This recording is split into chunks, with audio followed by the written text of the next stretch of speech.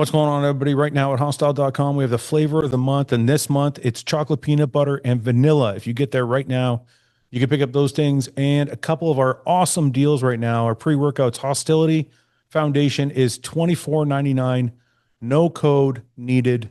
While supplies last, you can go there right now. Just add it to your cart, $24.99. You don't got to buy anything. You don't got to do anything. $24.99. Take it right now. And then also, if you go back, you can get the Samson Dowda Bloodshot is also $26.50 right here. You can pick it up again. No code needed while supplies last. Hostile.com. Thank you, guys.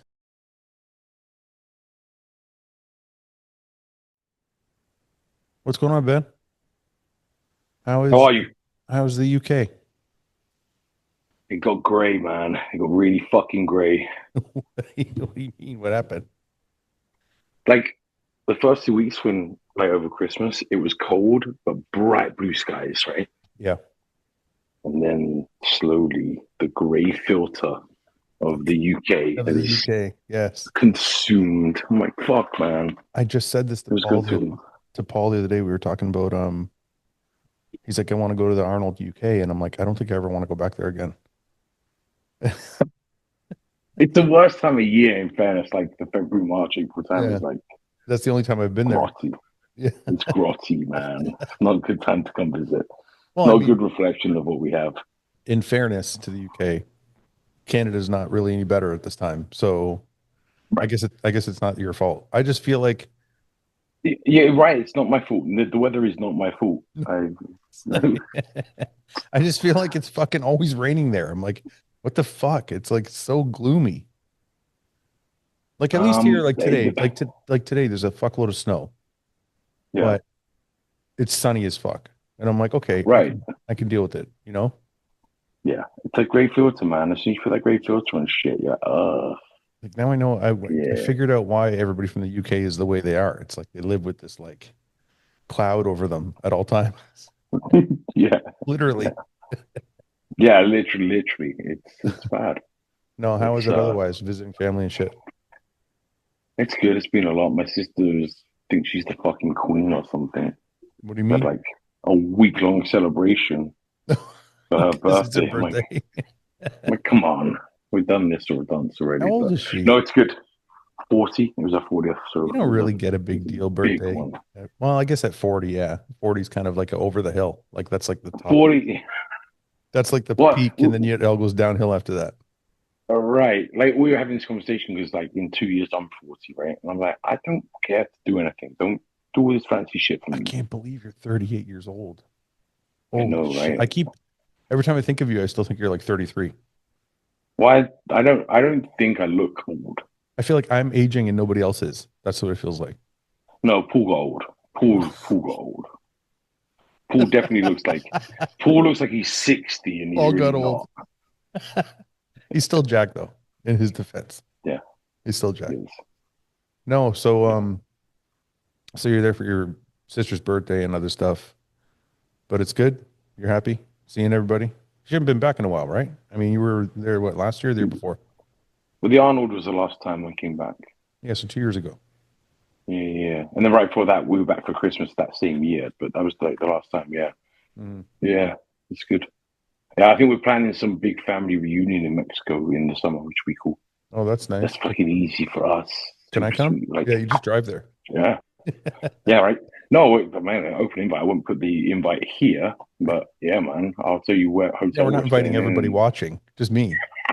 The hotel will be like fucking lovely, sold out. Yeah, no, it's sometime in like June or July or whatever. I don't know. The women are doing all that shit. How are you anyway? What's new? Oh fuck, up and down, dude. Not to add to the gloom of your gray filters, but fuck, dude. Living with one arm has been a fucking challenge, man. It's like, it's weird. It goes in like phases. Like, I think when I got back from California, I was like, I'm fucking good to go. I'm fucking good to take this thing head on. And I fucking killed it for like a couple weeks. And I was like really proud of myself for like figuring things out, like with one arm. And then I had surgery. Then that set me back because I was like, I don't know, for some reason I was expecting to have surgery and like I was going to wake up and my arm was going to work, and that's not how it works. So even though I kind of knew that, that fucked me. Yeah. So it like set me way back. And then I had to like kind of build back, build back, build back. And I like, then I started to feel good again. I'm like, okay, I'm training. I got my like neck collar off and stuff. And I was able to like, I'm working out now and stuff. And then Yeah. I don't know, See, like something happened where I'm like, you just kind of go into a down phase. You're like, okay, well, this is life. Like could be yeah. forever. Like this could, like it starts to kind of set in that like this might be it. Hmm. So then you're dealing with that. And it's like, I don't know, just kind of taking things head on, like one day at a time, just trying to fucking get to work, do my work, to train, and like try not to stop. Yeah. Isn't it weird like how some days well, I'm assuming, but I found this with everything. Sometimes you wake up and you're like, fuck this, fuck this. You mean fuck this? And Like I'm going to sleep just forever? like, yeah, this is bullshit. Like, and then like the next day you're like, no, fuck you. Yeah, I got this. that's it. Yeah, yeah. And it's like sometimes it's just there for you and you're like, oh, this is, like, I jumped out of bed this morning. I'm like, fucking just go. What's Mm, weird though is some days it happens in the same day. mm, Like I can wake up in the morning some days and be like, fuck this. And then take a shower, get dressed, get to work. Maybe I have a couple good things happen at work. Maybe we do a podcast. I talk to you guys for a bit. I feel good. Then like the rest of my day, I'm fucking killing it. I'm like, I feel great. I'm like, life is good. So it's like, it's weird. Like sometimes, and that's why I tell people like, don't fucking just stay in bed. yeah, Because yeah. sometimes if you just get up and get out, and then like maybe you have a good workout, maybe you talk to a friend, maybe you like have something good to happen at work, then like kind of like it's okay.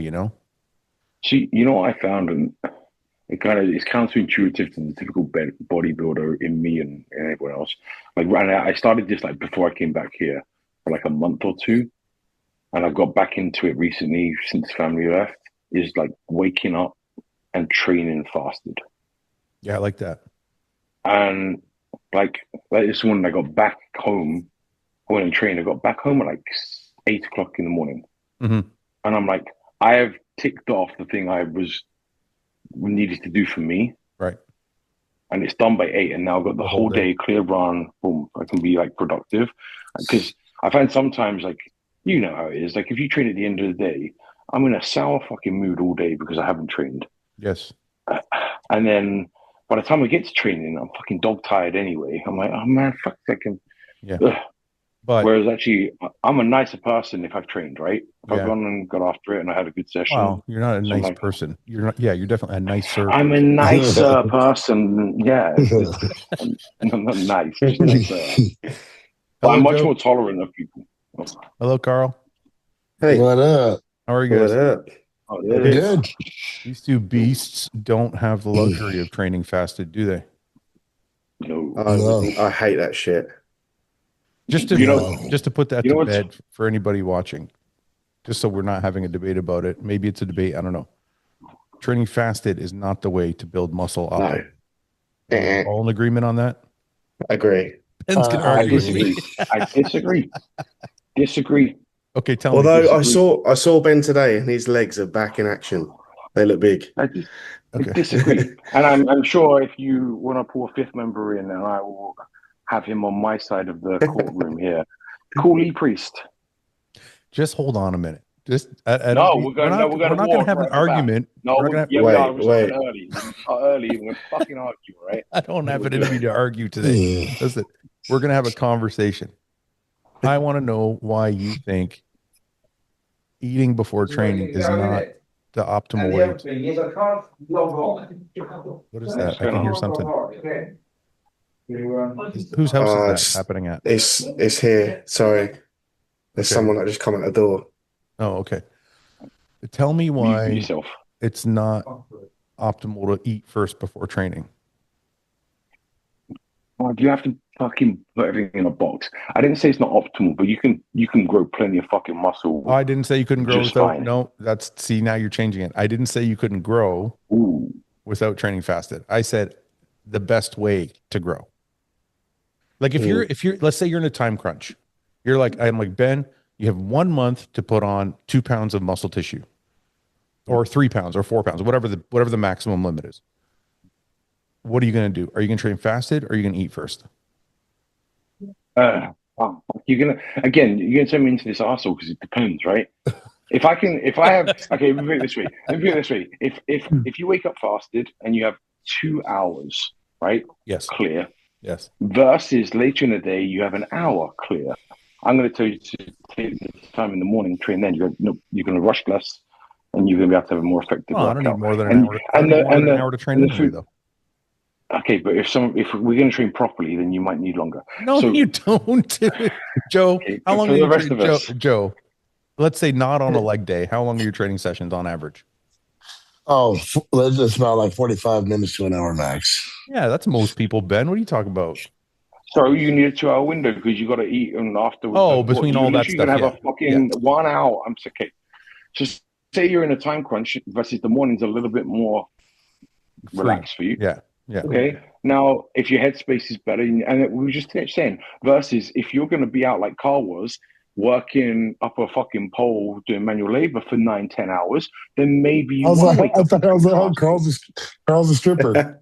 Hey, don't Right. get me So, going, okay. Joe. There you go. Let me counter that then. You've got a guy that works a shift and he has to do 12 hours on shift, Right. leave and go straight to the gym, or he can wake up after a good night's sleep and train before the shift of manual labor. I've I'm done going to tell both. him to go and train before. I'm going to tell him to go train before the manual labor job.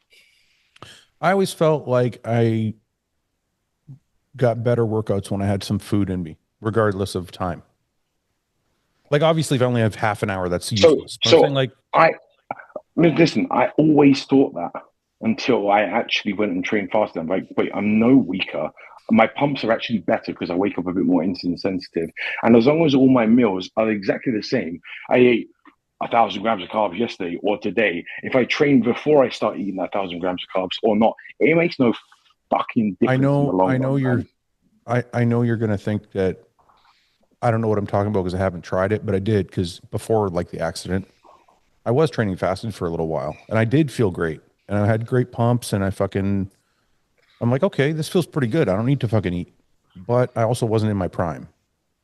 Like Okay, but if when I was you're prime bodybuilder and I wanted to like get every ounce out of the workout, I don't think I would have done it. no, you wouldn't have. But was that because that was what the expectation in your head was and what normal was No, no, I'm versus literally no, listen, I'm trying to think of it objectively. I sure. think and it could be, look, some people could say feeling doesn't matter. Like if you say, like if you're one of these people that think pump doesn't matter, then maybe this wouldn't count for you. I think pump matters. So I always feel like I have a better pump if I have some food in me, if you know what I mean. Like almost, So I don't I've want to got say, better pumps. I've got better pumps fasted than I will ever have done with 2 or 3 meals in me. okay, because my best pumps have come from having at least 2 or 3 meals beforehand and usually doing like, I would usually do like a cluster dextrin pre intra post. Like those were my best workouts. Like lots of fucking carbs all around the workout, couple meals beforehand. Like those were like I hear you, but efficient workouts. if within a 24-hour period, if you move the same weight in the weight room and you consume the same protein, carbs, and fats and fluids, what are we talking about here? No, no. I said to you, if you're one of You these know, people, it's if you're like one of these people that doesn't ascribe to the fact that pump matters, then maybe it doesn't matter.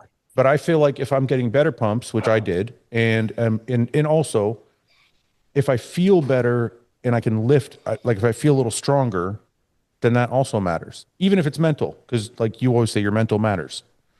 yeah. So But and that's what I mean. Some people mid afternoon might be sluggish. Like how many people are like, oh, I wake up pretty good, and then around like 10 or 11, I get a little sleepy and need a nap. well, that's why I don't want to be I could going. never I don't do. want to be walking in the gym around then. I want to be You're like, right. when I wake up, I am fucking awake and alert.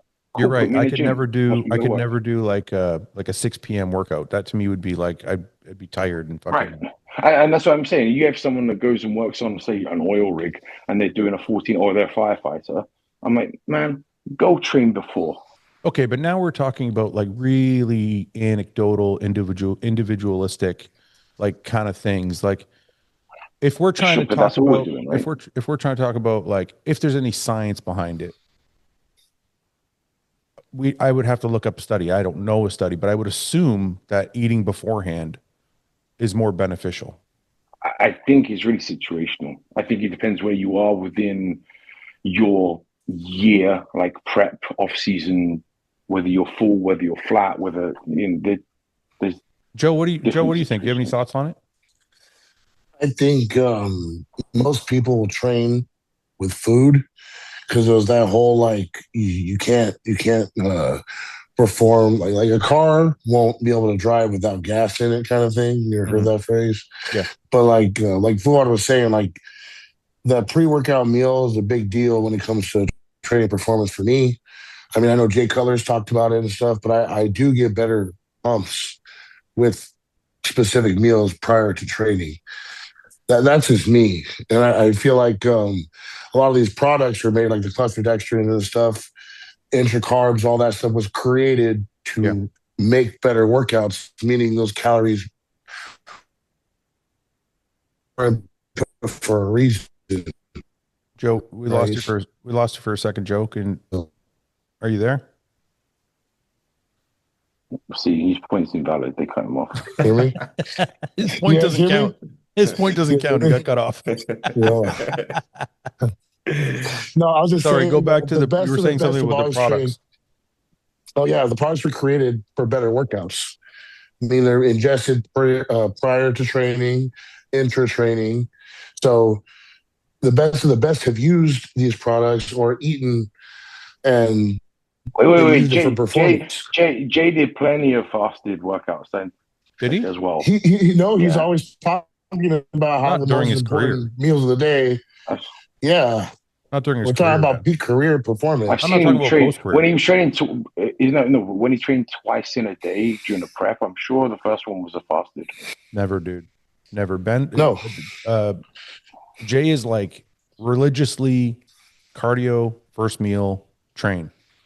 That's Yeah, but it. it's yes. also the same guy that religiously said I do a bunch of cardio, and then also religiously said Chris Aceto had me doing no cardio within the same I'm not interview. saying Jay is the benchmark. All we're saying is that I'm just saying there's a lot of contradiction in terms of what people said they did and what they actually did. I think, I think, I think when we're talking about this is the thing for people watching, this is kind of a moot point because it's like we're talking about percent, like a small percentage. And that's what I'm saying. I'm saying across the year, Yeah, yeah. if Oh no, no, no, 365 no. days That's you not have what a I mean, thousand Ben. grams of carbs, like you're No, gonna grow plenty of fucking muscle whether you train fasted or not. no, no, no. Now we're If saying all your different things. food's the Now we're same. saying different things. I'm not talking about small percentages throughout the whole year. I'm saying the percentages me as a pro in my prime, the percentages I'm trying to get are very minute compared to the average person. Right, So like right. so like most people would say like intra workout carbs are useless because you ate a pre-workout meal. And I would be like, okay, that kind of makes some sense. But if I'm trying to get squeeze every last drop out of that fucking towel, then I want those intra workout carbs because while I'm working out, I'm expending energy, I'm burning through glycerol, and I want to replace it. So that means absolutely nothing to the average person. Yeah, but okay. It And then what about depends like, for again. example, if you say you're using insulin, right? Insulin requires you to have those carbohydrates in play as well around the We training. Well, yeah, but why would you use insulin if you were fasted treatment? No, I'm saying you're You Say wouldn't benefiting not, need say more to not with if you're food in your fasted. you system Yeah, I know, but and if I'm you're not saying a lot of fasted. times, but a lot of times people are using insulin around training because they are not insulin sensitive enough to uptake the carbohydrates they're consuming during that workout anyway, right? But I'm Say that just again. saying, Sorry, say that again, Ben. A lot of time people are doing what? So a lot of times people are using insulin around training Yeah. to help shuttle nutrients in Yes. because food is already very high Yes. and insulin resistance is also starting to creep up. Well, So it's not just because in of some insulin resistance though. in some In some instances, cases, right? yeah, you're right. Right. Right. Otherwise, if you were insulin sensitive enough to uptake all the carbs you were using, you wouldn't need to use insulin. Well, unless you're using an absorbent amount of carbs. Like if I'm eating, That's what I just said. If you Well, If you're eating you more than the body cannot, can handle, then you want to help it shuttle more nutrients. but is that not going to shuffle it into fat? If you're consuming more than it can handle, what's it going to do with it? Well, you might gain some fat, but like this is a thing when people try and walk the line. Remember we've talked about this before, Ben?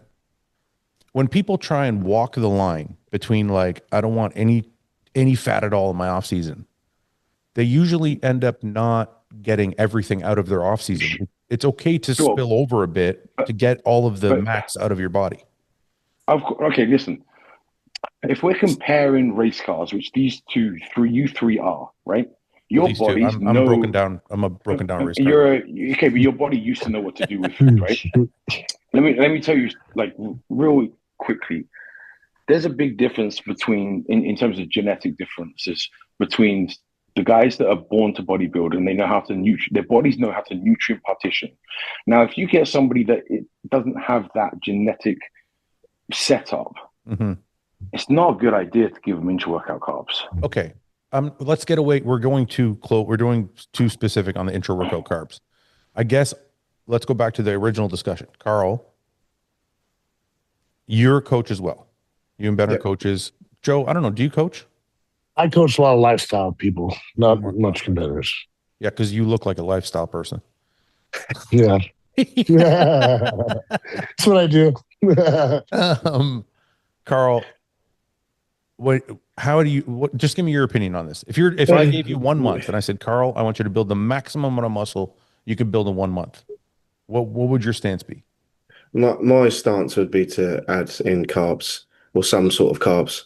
No. I'm Uh, talking about eating or not eating pre-workout. I would eat, yeah. Okay. Do you have a why or no? Because I just think shuttling that food and the carbs for maximum amount of muscle growth and lifting, being able to lift and uh, pushing for more weight. I find even myself, I personally like in my manual job, I used to have 3 meals before I trained, and there's some days that I'd finish early and have 1 or 2 meals, and I definitely was way stronger and my output was better after 3 meals. Um, I guess, which in turn grows more muscle because you're lifting more weight, in my opinion. yeah. Well, I guess I would go to Ben, your ultimate theory is always kind of like, what's your mind state? Yeah, So if like somebody feels better eating and they can train That's harder, then that's that's kind what of I the answer. mean. Is that what are you going to stick to more consistently? What do you feel better in? Like if I walk into the gym after 3 meals and I'm tired, I'm going to train worse than if I wake up and I'm fresh and ready to go. And But is there, my would you? strength really does not get impacted, and it wouldn't have done whether I'd eaten or not before. do you know Because if there's any, again, I think that's largely psychological. But your psychological and your perception does matter. do you know if there's any Yeah, science behind the fact that you should eat like when we were talking about insulin or not insulin, Mhm. sorry, we were talking about intra workout carbs. Like we have a product, like we have intra R3. It has carbs in it for this specific reason. Don't you think when you're training, you're burning through carbs, so you need to It's much. replace them It's and a almost lot. start the recovery process? It's a lot less than you think it is. I know it's a lot less. I do know and that. and it's way less if you're all of your meals the day before, the 2 days before, the 5 days before, the month this is what I before was just are, mentioning. are all in place. It's not Yeah, a one meal is a make or break. We're yeah. talking about an accumulation across a year, I so know. if your ducks are in a row, and I said like Carl has 1,000 grams of carbs, right, a day. So if he eats 1,000 grams of carbs all after he trains, okay, he train fasted, or if he eats 500 before and 500 after, across a year, you flipping a coin really I know, on how but much of a difference it's going to make. what you said kind of before you finished that is exactly what I'm talking about. You said you're talking about this much, Yeah. right? But that's what Well, we're talking yeah, about. but then this much is leveraged or pivots on what you got a better workout from. That's the difference to me. Not always. No. I'm saying in terms of what you said earlier, like what do you feel best doing, We're right? having to because you're Because talking like about. I've done the whole like I've done every single damn method, right? And I'm telling you now, when I've got a stomach full of 50 grams of CDX, and I also had 300 grams of rice an hour before I trained, and another 4 meals on top of that. And sometimes a leg session, all that happens is the blood rushes out my stomach into my legs. I can't digest any of that carbs anyway, and it just sits in my stomach Oh, that's because until I finish training that's and because my you're using a shitty carb. parasympathetic. No, I can't use intra carbs, period, right now, because if I'm training and I draw all that blood into the muscle, man, it sits in my stomach. But Luke was the same. Luke was like, "Fuck it, I'm not wearing." On leg days, we end up giving up using carbs during training for that very reason, because it would bog us down. That happened to me until I switched to cluster dextrin.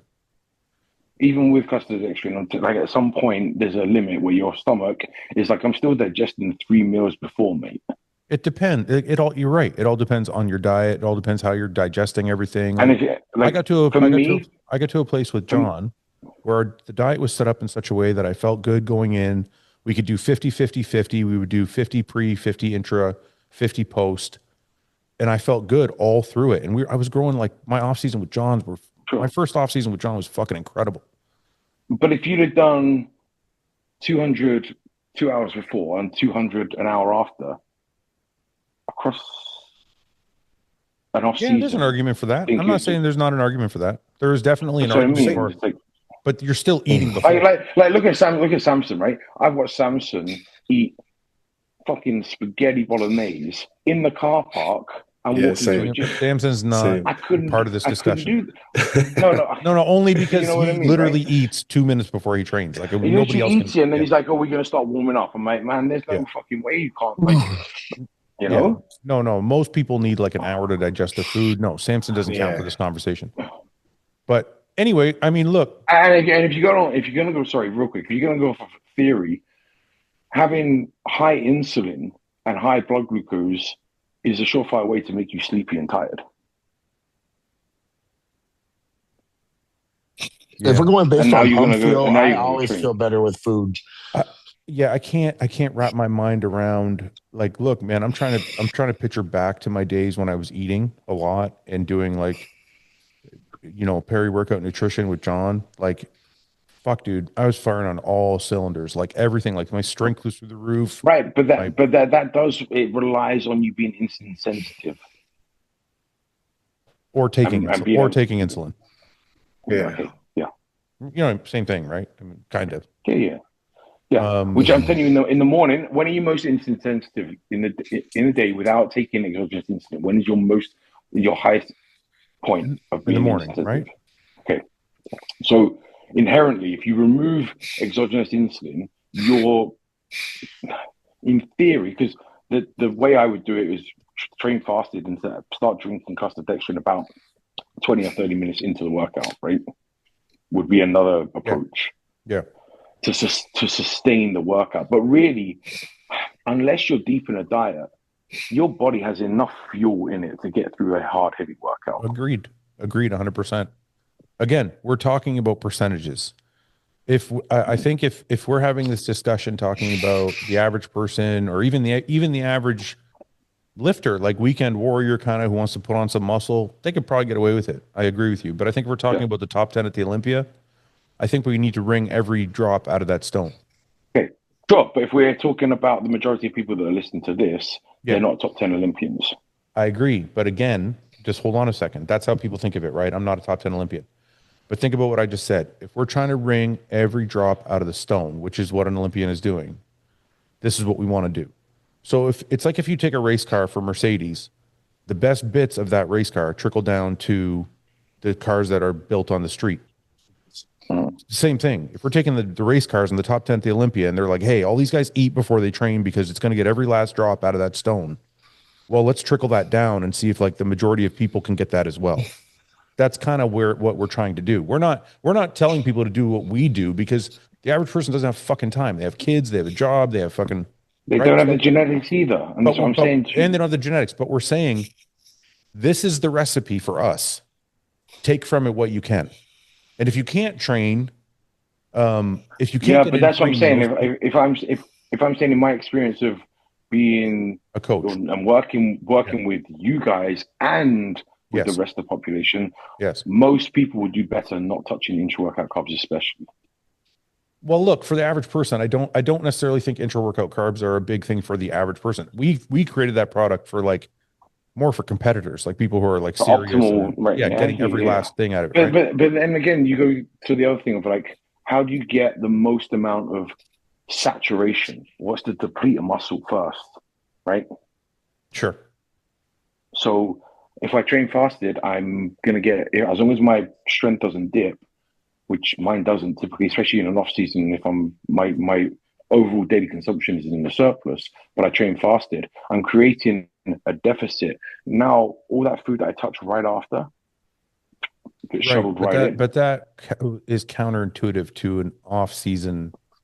You kind of can't get there as a off season bodybuilder, like that level of What do you mean? saturation. That's more of a prep kind of feel. You can create depletion and low and points of low blood glucose, which is actually useful and is what you're going to want to do to stay leaner and be able to grow more tissue for longer. Yeah, of course you do. Yeah, but how is Carl doing that? Like if you're Like constantly saturated, there's an argument against that also. well, agreed. That's what mini cuts are for. That's why people do mini cuts. That's like the new, like we didn't do that back in my day. Right. Like when I was competing, I just kept saturating the fuck out of it. And I was like, oh, it's oversaturated. Well, let me add some insulin and I'll saturate even more. It's like, Yeah, right. But say the fasted method meant you didn't need to do a mini cut ever. You could just keep going. For instance, okay, let's play this game then. Because we've already put to bed that I think we've put to bed that if we're trying to wring every drop out of the stone, we need to eat before we train. Have we put that to bed? Top 10 Olympian. Are you Ben's going to are you argue to the cat. conceding You that know fact? what he's like. I know what Ben's like. He's I refuses to. I know he knows. I know he knows too. It's I like know he knows. okay. Let me ask you this though. So in Carl's setup with 1,000 grams of carbs, how do you create? And this is actually useful for the average person watching. How do you create that point where he's in a kind of in a deficit where if he eats, it's over, like he can really be receptive to that food? Well, we did a pullback for 2 weeks. He went from 1,000 to 750 or to 800 Oh, so you're doing like a mini cut. For an extended period of time. Yeah, because he went Well, train fasted, the stubborn prick. it was Okay. it was we introduced the thousands and things were creeping up a little bit faster than what we wanted, and I felt like I was starting to gain a little bit of water, so we just pulled back a touch, and now I'm back up to the thousands. But something I'm doing this once a season, that's I feel is keeping me very responsive, is I'm keeping the morning routine going. I get up and do 20 minutes on the Stairmaster Yeah. in the morning, and that is honestly that change alone. And I go for a little walk after training as well on the treadmill. But so answer me this. Why is that then? Why is that help? Why is keeping fasted cardio in helping you to stay Well, it's making you insulin responsive, yeah. Yeah, that's good. I agree with that one. But I think, I mean, this is, I mean, most bodybuilders now are doing some form of cardio in the off season, if it be a walk outside or. Well, a lot of information has come out, like Stan Efferding. Yeah. And I know he's probably not the first one to say it, so I'm sorry if anybody gets like bothered by the fact that they know somebody else. But Stan Efferding kind of introduced like 10-minute walks to everybody. Like, hey, go for a walk, go for a 10-minute walk after you eat. It'll help you digest your food. It'll help you like lower your blood pressure. It'll help you like all these cascade of events happen when you fucking just go for a walk after you eat for 10 minutes. Mm-hmm. But that's kind of what Ben's talking about. We're going to eat. We're going to go for a 10-minute walk. It's going to help us process our food. It's going to make us more insulin sensitive for the next meal. Is that kind of along the same lines of what you're talking about? It's the same reason why you're doing the 20 minutes of step mill in the morning. Yeah. And plus, for me personally, I just love getting up at 6 a.m. and getting my day going and having that. It sets me for the day personally as well. Right, yeah. Yeah. I've had a much easier time since retiring, staying leaner, consuming the same amount of calories if I train before I start eating. Sorry, say that again. You consuming the same amount of calories. So say I'm eating, say it's 5,000 calories, right? Yeah. If I train in the middle of the day or in the start of the day, and I still consume exactly the same meals, so I consume 2 and 3 after, or I consume 5 all after. Yeah. I would stay leaner. training fasted, and I would train just as hard. Yeah, I can see that. I can see that. Okay. I think we Move figured that on. one out. We figured nothing out. We figured nothing out. Fouad, I'm a lot like you. My career so far, it was always push, push, push, push, push, push. And then when I come off, I'll pull back maybe like 5-10 pounds, and then that's it. But there was no mini cuts really. Yeah. It was always push, push, push. I still do that. Are you doing that with Justin right now? You don't have any mini cuts? No, yeah, well, yeah. I'm bigger than Justin expected me to be. Right. He just goes based on what my conditioning looks like. Right. And but he never really pulls back to where I'm losing any weight. He'll just kind of slow things down to where I don't gain any more, kind of thing. So I think that's important actually. I think a lot of guys could do well putting back into and leveling off into like a maintenance point, not a mini cut, not a surplus. Just put them into a maintenance and let the body just chill the fuck out and tick over on like cruise control for 2 or 3 weeks. Not everything has to be a push and a pull all the time, right? See, that's what I mean by when I say grow into your weight. Yes, I say that all the time. People don't know what I mean. Marinate. No, not marinate. Let it stay. So is that a form of main gaining? No, it's not. Because no, don't say that. Main gaining is walking a line, and I actually agree with. I'm just fucking with you. No. I agree. I actually agree with Greg more on that than previously. Like we thought, like he believes in like 500 calorie surplus. That's fine. Sometimes I believe in more, but like. I just don't. I think the thing for me is I don't believe in walking the line because I don't think you can walk the line properly. I think you're stealing gains from yourself. I feel like you kind of have to go over. It's almost like you kind of have to fill the cup past the limit and then just wipe off the excess when it comes time to prep. That's kind of how I look at it. Ben's I like the analogy. I don't think there's a set of rules. No, I don't think for everybody. That's like what I liked. I liked. I want to get everything out of it. But everyone's looking for optimal, right? And when you go optimal, you're going to try and throw a blanket over the bell curve, right? You mean you're trying to give people a set of rules to kind of follow? Yeah, and I'm like, you can't like. The beauty of what I get to do is I get to figure out each person and go, okay, what was optimal for Ronnie Coleman is not going to be optimal for Carl. I know, but there has to be. But Ben, this is my frustration with scientists, and I'm not. I guess you're not a scientist, but you are a science guy. You are a very specific person. Let's put it that way. You're not a science guy. You're a very specific person, and I don't think there's anything wrong with the way you think because you're a coach and you know every athlete has a different style and need. But that's what I mean. I'm not specific with it. I'm not specific with it at all. What do you mean? You're very specific to that client. Right. So it's in like right. There's no generalities with you. What's gonna work best for you over the next 10 fucking years?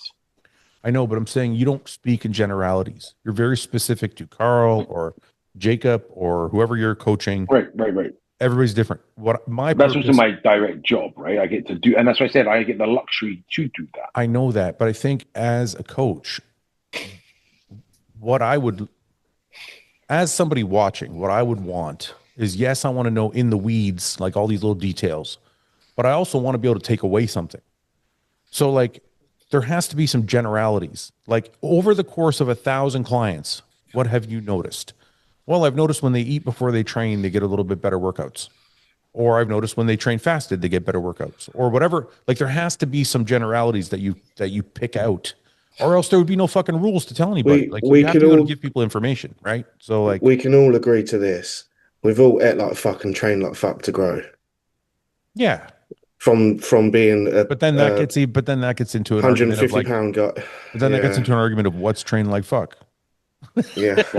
And don't mention intensity. Don't bring up intensity at all. No, let's not do that. it is really individual. And my answer to it is like, and people ask me all the time, like, oh, like growth hormone timing. Should I take it in the morning? Should I take it in the evening? Should I take it spread out? Should I take it all at once? I'm like, let's try this setup first, and we'll see if it works for you. And if it doesn't, we'll change it. But I can give somebody a generality from that has worked for me and worked for clients I coached. I felt right, but I've got setups that work amazing for one person and horribly for the next. Yes, but there has to be like that one worked for 4 people and wrong for 1. Not like every single person's different. Like you had to have like let me give you an example, please. You had to have like, let's say there's 10 people. You had to have like 8 of them that got more benefit in muscle growth or workouts or whatever word you want to use to it when they use growth hormone in the morning, and more that got benefit from fat loss when they used it at night. Like there has to be 8 out of the 10. And that's how you create a generality. It's not every single person is all 10 were different. Out of the 10, I'll start, like I said, I'll start on where I think generally we're likely to not need to change something, right? Right. But it's always with a man, we're going to see if this works for you. Right. But if I'm coming to you, Ben, and I'm saying to you, hey, Ben, does growth hormone work better in the morning or at night for fat loss? And you, being the guy who's coached 1,000 people, has to say, well, for 800 of them, it worked better at night. Like that's the generality. So that's like, that's how I have to be able to give information to 30, 40, 50,000 people watching, right? You can't just be like, well, everybody's different. Fuck you. It doesn't like you. But you that's have to why give some information. Sure, but then you're bringing me on here to again have it. Like I'm bringing you other on opinions, here, right? I'm bringing you on here to say, out of 1,000 people, this is what worked for the majority. I'm not bringing you on here to say this is an absolute. We can't speak in absolutes because everybody's different. But if I say I always say it depends, and then I'm like, fuck, we're gonna get in the weeds here. No. That's right. It depends. Every person's different. But out of 1,000 people, this worked for 800 of them. That's how we have to be able to give information, or else nobody can get any information. Okay. No. I like to counter because then those 200 people go, well, that didn't work for me. So what's the alternative option? Of course, but there's a majority, right? Every answer has a majority. Yeah. So that's the like if somebody's asking for information, that's the information I'm going to give them. This is what worked for the majority of people. I'm not disagreeing with the principle behind it. I'm just saying it's really difficult because you have different people now. You have age, genetics, work. I agree. I'm not disagreeing. What they're taking over the cocktail shit they're taking over here. The cocktail peptides that now change everything over here, and they're all co-interacting. I'm like, I just had this conversation. I just had this conversation just to change topics a little bit. I just had this conversation about peptides yesterday with the guys. I want to know what you guys think. Ben, I talked to you a little bit about it. Joe, what's your thoughts on peptides so far? Anything? Any use of them or value? So far, I've only ever really used the TB and BPC. Yeah, I think those are absolutely amazing. I mean, I remember I pulled a muscle, and a week later, it was 100% just by using those. Really? Are you know? Oh, he froze again. Yeah. The other things, anything that affects my appetite, I don't touch. Just because I'm a bodybuilder, I have to eat. And right. I mean, if it's affecting my appetite, it's doing something where my body's not agreeing with it, right? Like that's kind of how I look at it. Right. I'm not going to shit on something I don't know much about yet, but however, the shit that doesn't affect my appetite, I'm going to try it. And so far, like again, those two together have worked incredibly for me. Joe, do you have trouble eating? No, usually not. But like, say for example, let's just say as far as gear, right? Like I can't do Anadrol because 3 days in. It's amazing when like early on I was able to. Yep. One cycle and that was it. Then my body said nope, and it sucks because I love that shit, but I'd have to be able to eat. So the food always comes first. So, but I would blanket statement that and say most people shouldn't have Anadrol, right? Because of that, the majority of people get stomach issues. Right. Right. But Joe, normally, like let's say, just like I'm just talking about you, just as a normal person. Like you're not, because some people have trouble eating; they can't get their fucking meals in. You have no trouble with that. it's I wouldn't say I wouldn't have trouble. Like at a certain point, I think everybody has a like, fuck, this is hard to get down. Yeah. I mean, I'm 304 pounds today, and it's not Holy like my meals fucking are Jones. easy. Yeah, so like by the last meal, I'm like, fuck, but Right. it's doable. It's more like my stomach's like out to here and shit, but it's Yeah. like I just have the discipline to be able to get it down. It doesn't feel great, Right. but I think people up need until to. I got to 295, yeah, I was able to do it. I think people need to know that because I think people think that it's the off seasons are easy and they're not fucking easy if you're No, getting no your way. meals. Yeah, They're, Seasons so are they're harder than easy. prep. Yeah. They're easy for a classic guy or a men's physique guy. Yeah. If you're trying to break plateaus though, like I you say, I got say, I say easy. I say easy, right? No, but you mean because they're not eating I as almost, much calories. listen. I treat open bodybuilding almost as a different sport. Yeah, I would agree with that. Yeah. Yeah. Yeah, because It's like, you're pushing limits more so than I think other categories. yeah. Well, yes, yeah. And if you You, are like to even, get the food down, I have to get up early as fuck to start the day just to make sure yeah, yeah. I'm able to eat the next yeah, meal. It's hard. Like I lose sleep. I think he's saying he loses sleep. I'm just gonna finish his sentences What, for him. what, But if I don't eat, I don't grow. Yeah, Yeah. simple. but Yeah. then, so Oh, did I that's break kind up? of that. Shit. I said I lose sleep a lot of the time. Yeah, we're trying to get your meals in at the end of I'm the not day. talking. So that's an argument. I remember we had this conversation with James, where James said, "Well, I'd wake up in the night, I have a meal." I'm like, "How much extra growth are you getting from that extra meal versus would you get from that extra sleep?" Right? Sleeping There's more. Yeah. Right. So Yeah, I wouldn't like, get up, but Ben, I think that's a little bit of a different, like I wouldn't get up in the middle of the night to eat, but I would stay up a little bit later and eat That's my what I meal and do. then go to bed. That's what I do. yeah, but yeah. I'm saying is that correct? Right? And it's hard to answer. I'm not asking for an answer. I'm just saying you could have a conversation argument with both camps to say you're better off having 5 meals, not 6, and 2 hours of more sleep If you, versus the yeah, other. but Potentially, right?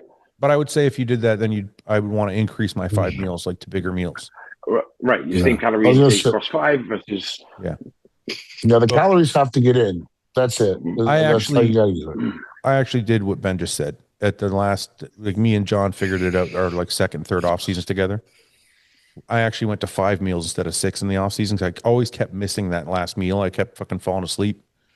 So he's like, fuck this. Just go to 5 meals and just make all 5 bigger. So we added more, like we just took all the calories and moved them. Yeah. But again, going to, you said you like to oversaturate and then skim off, right? Yeah. There'd be time. I remember the time where I worked with John for a period where my maximum, like, it was like 130% of the surplus. Yeah. And when I scaled back to 110, I started to grow more because my body could actually start to utilize the food rather than it just sitting in me and me shitting it out. So it's like points where I'm like, maybe we're just getting calories in and looking at the scale. Are we growing? I agree. Look, people always ask like, oh, what would you do different if you could go back to there was a couple off seasons with Hani where we kept things a little bit cleaner. I still got body fat. Don't get me wrong. Like I still think I dropped 35 pounds or 40 pounds on prep, but like we kept the diet a little bit cleaner. And you're right. I didn't have to oversaturate as much. And I did feel better getting but I still, we still saturated. I just didn't get fucking sloppy. You know what I mean? I think you earn the right to be able to do that. What do you mean? It's the same thing with pump training, right? When Carl and I were talking about this the other day, like, I think you have to, like, the stronger and bigger you get, the less you have to worry about lifting heavy. The stronger and bigger you get, the less you have to worry about what? Oh, sorry. The less you have to worry about keep getting stronger, right? Okay.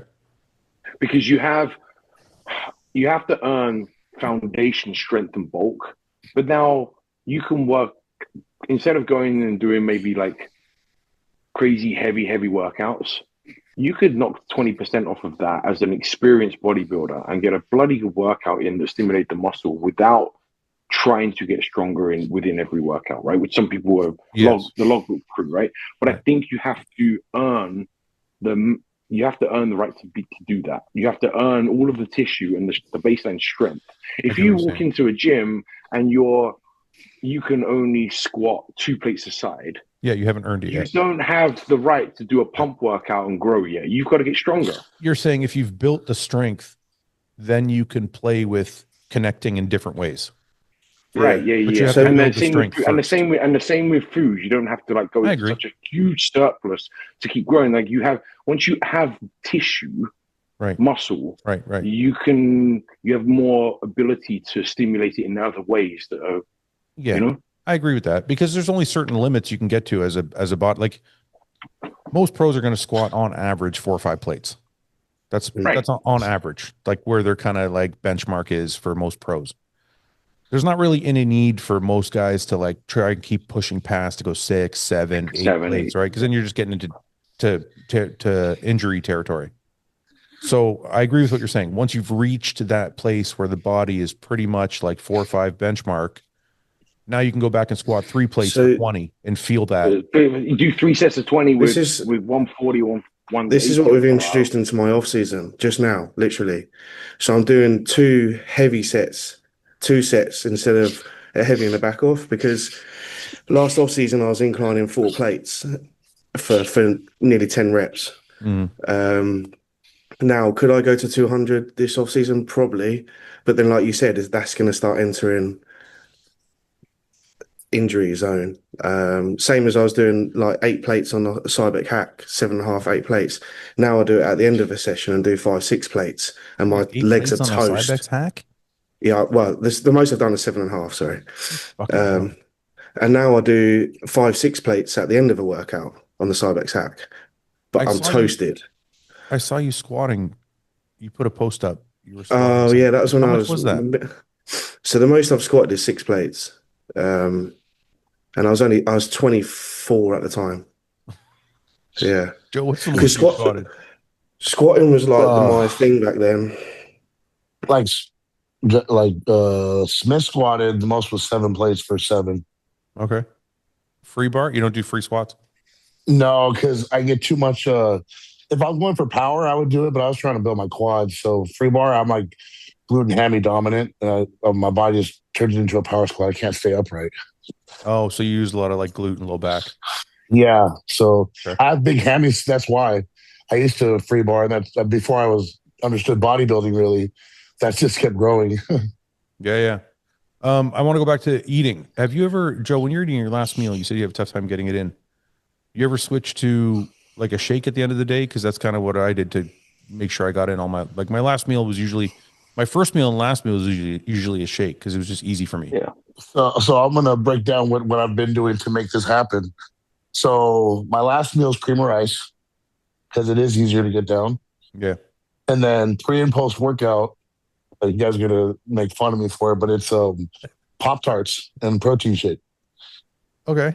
I guess yeah. It's small volume, right? I can see it. Yeah, so we were talking about, pre-workout carbs and stuff. That shit's fast, it's not filling. Right. And it's like 150 grams of carbs and 2 packs of that prior to training. Right. So there's sugar in there too. So my pumps have been crazy since I started doing that shit. Are you digesting that stuff okay though? Yeah. I mean, I have 3 beef meals, 3 beef and rice meals with sourdough. 2 of those meals are what I just said, the Pop-Tarts and protein shake, and last meal is cream rice. How old are you, Joe? Shit. 30. I'll be 32 next month. See, he's got 2 more years, and then his stomach's gonna be He's fucked. Yeah. Well, you guys don't know this, I don't think, but I don't have a gallbladder either. So, Joe, I want to go. My body don't work. You go low fat. I want to go back from please, just real quick. Okay, just give me a quick rundown. Meal 1 is what? Beef. So 10 ounces of 90-10 beef, 350 grams. Wait. This is all cooked. It's all cooked. This is cooked. 10 ounces. 350. Yeah, 350 grams jasmine rice and about how much is like 60 grams of sourdough toast. Okay, I like it. Okay, and you said you had 3. You said you had 3 of those. Yeah, so I'll do those 2 meals back to back. Then the pre-workout meals, those 2 packets of Pop-Tarts and a protein shake. Yeah. Post-workout, same thing. Then that 5th meal is the beef rice and toast again. There's 2 Is that Pop-Tarts in the pack. Two. So it's four pre and 4 post. So 8. Yeah. Then the beef and rice. I don't know again. Pop-Tarts, man. No, I'm not laughing at you. I'm laughing at Joe's diet. It's fucking awesome. And then the beef and rice again, same measurements, sourdough toast. Yeah. And then the cream of rice before bed. Okay. Is cream of rice with cream of rice with whey? Is it or eggs? No, it's whey. Whey. So it's ISO. It's 3 scoops of ISO. Okay. 32 grams of peanut butter.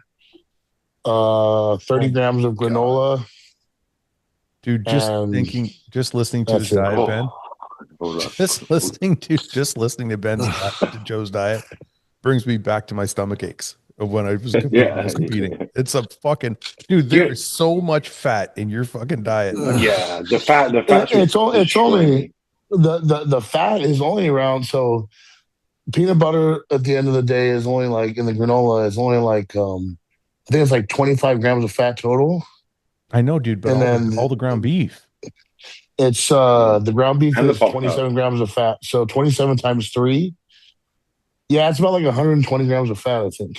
Yeah, but it's not even plus just the Pop-Tarts. Is there any fat in the Pop-Tarts? Right, there's some. Yeah, then there's 14 grams, I think, per.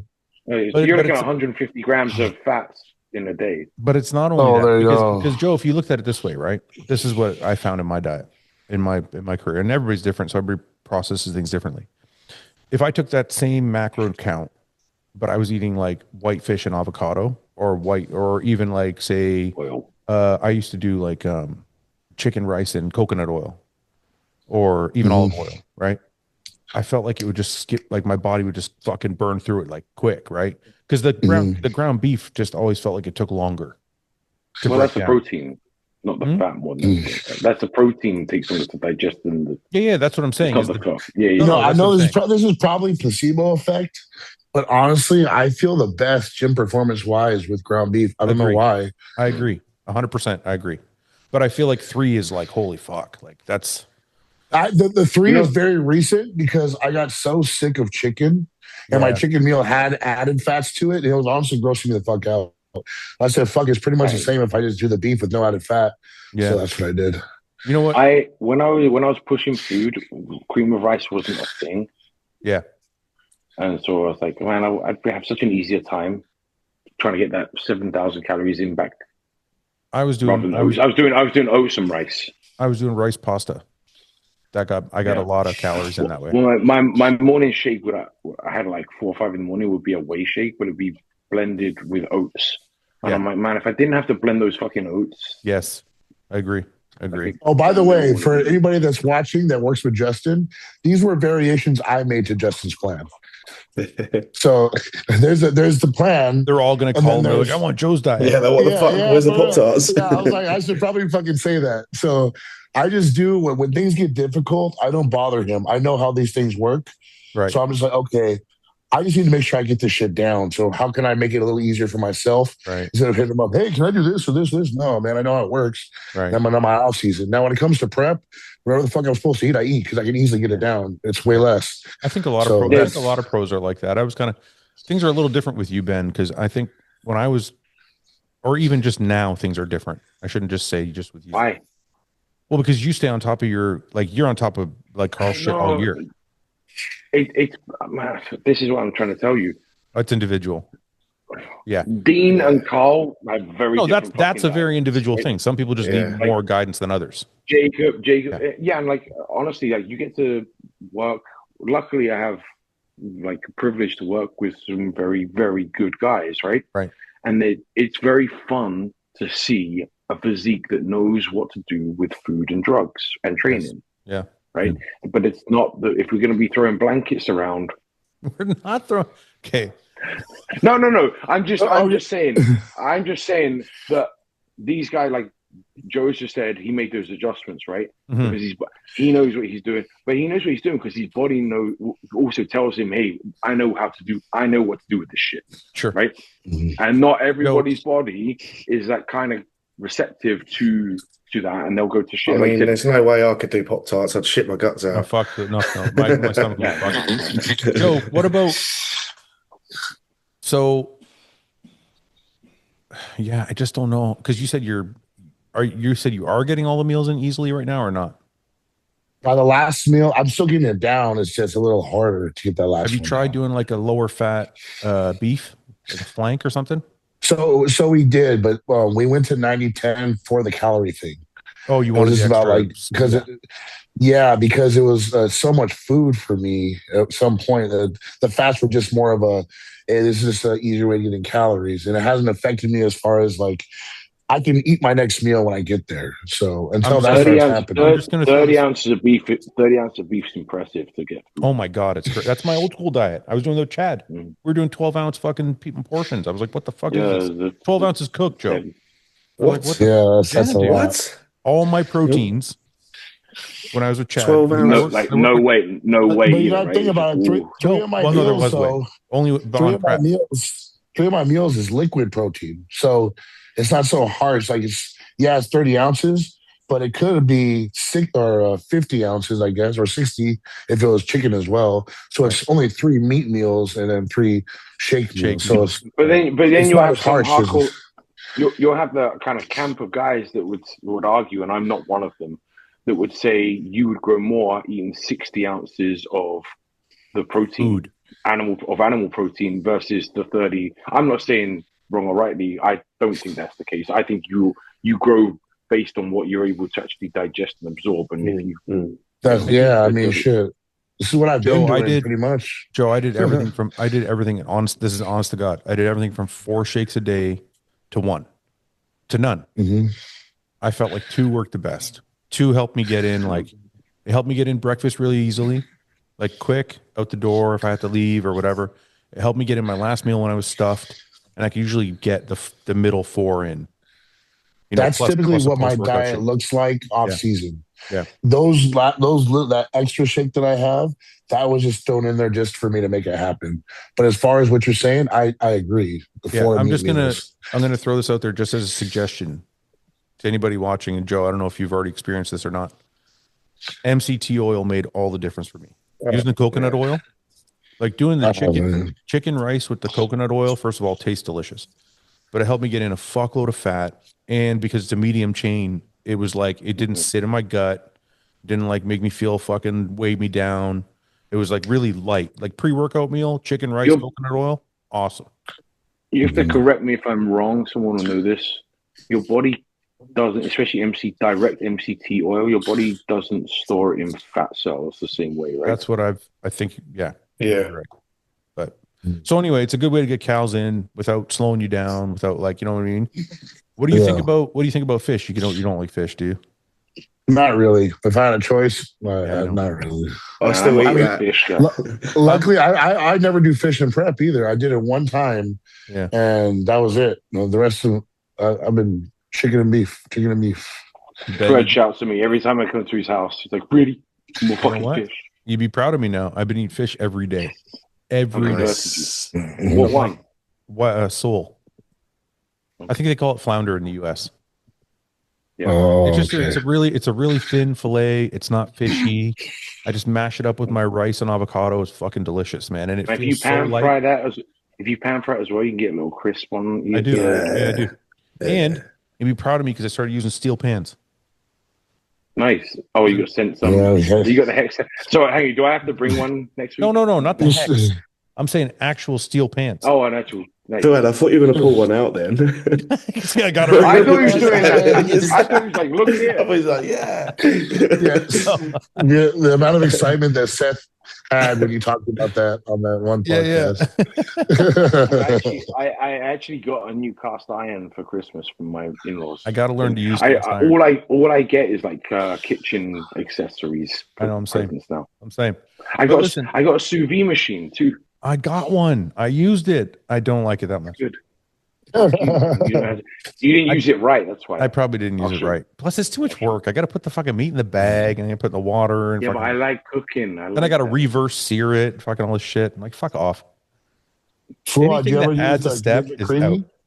What's You that, ever use Joe? the Ninja Creamy? The Creamy? No, Joe. Listen, this is the only appliance I have been dying to That's get that I haven't got yet. It's worth some it. black. Trust me.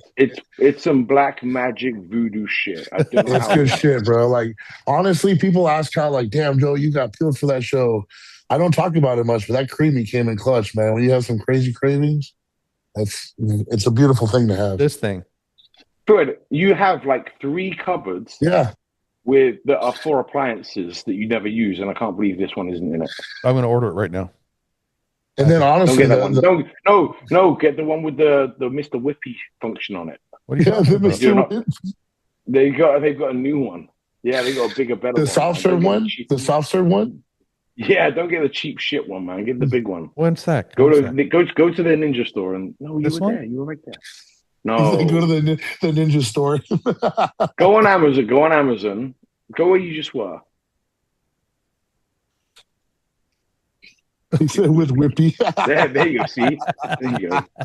There's the Whippy.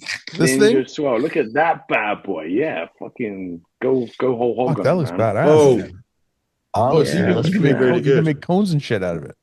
Yeah, yeah. it's the upgrade. Yeah, but why do I need this if it's already in here? If you want a little cone. Huh? So if I want to, Because- Soft serve cone. Because So- if you buy the other one, you're gonna know that you didn't get the best one. Ben, it's so crazy that me and you are like that. Me and Ben are so like that, dude. Can I fucking? That's so. I hate that about myself. I literally hate that. I hate myself for being that. I'm way. the same way. I'm the same way. No, like Like listen. when the new iPhones come out, I'm getting the Max. I want the best. But we one. don't I need it. Don't I don't fucking need listen. it. Yeah. I got my I'm not- wife. I got a fucking iMac at home. It's like literally like the rocket ship of iMacs. I'm using it at 10% of its usefulness. I have no idea what to do with like 3/4 of the functions. Same That's But I thing what with had to I have, but I had to have the best one. every car you ever bought, every motorcycle you No, I bought. use the cars. I use the cars to their max. Okay, Oh, yeah, that's that's okay. I get that's what you're worth to yourself. Top of the line shit. but that's not Joe. It's not a good. It's such an ego thing. It's so not healthy. But wait, It's probably true. every company out there plays to that. They know me. They're playing to me. Like Like the Fouad, AMG, the AMG model or the Denali or the whatever. That's for us. I know. That's for us. That's the hook. But I don't mind. Fucking Okay, this is suckers. Am I the outlier in this group? Because this is an iPhone 14. Yes. No, it's I've not got that mine's bad, a but 12. But is it the I don't have best? a new Oh, wait a phone. minute. Is it the best 14 you can buy? No, it's not the Max or anything like that. No. No, so here's the thing. Like I have a 12, right? Yeah. And I'll keep it. So I'm not going to get the newest one until I'm ready to get the newest one. But you'll get the But when best. I do, then I'm going to get the full. That's how I am. Yeah. I don't Yeah, unless I it gotta make See, sense. I'm worse than all of you because every year I want the Oh, newest. you got it. You got it. Maybe not every year. Yeah. This is a. That's where I can see as a problem. Yeah, But like I used to be like that until I got married, and now I'm like, I think if I had kids, I would be like I would be. yeah, I have my balls in a handbag somewhere in. Yeah, she's got them somewhere. Yeah. Yeah, and with my Yeah, Amex and balls are in the same. When it comes Hey, to cars, I don't feel bad about it, except for this scenario, Ben. So the Corvette Z06, amazing fucking car, like amazing car. It's more fucking performance than you could ever use on the street or should use on the street. And I can kind of afford it, maybe if I like stretch my dollars. But I don't want to buy it because I want the ZR1. Right, Because the right, ZR1 right. is the max. Yep. But I can't afford the ZR. I can't afford the ZR1. So now instead of having the Z06, I have nothing. That's how fucked up. Well, now Probably you got nothing. Samsung. Now you got Samsung. You could probably go and get it. Right? Get Samsung's money back. Yeah.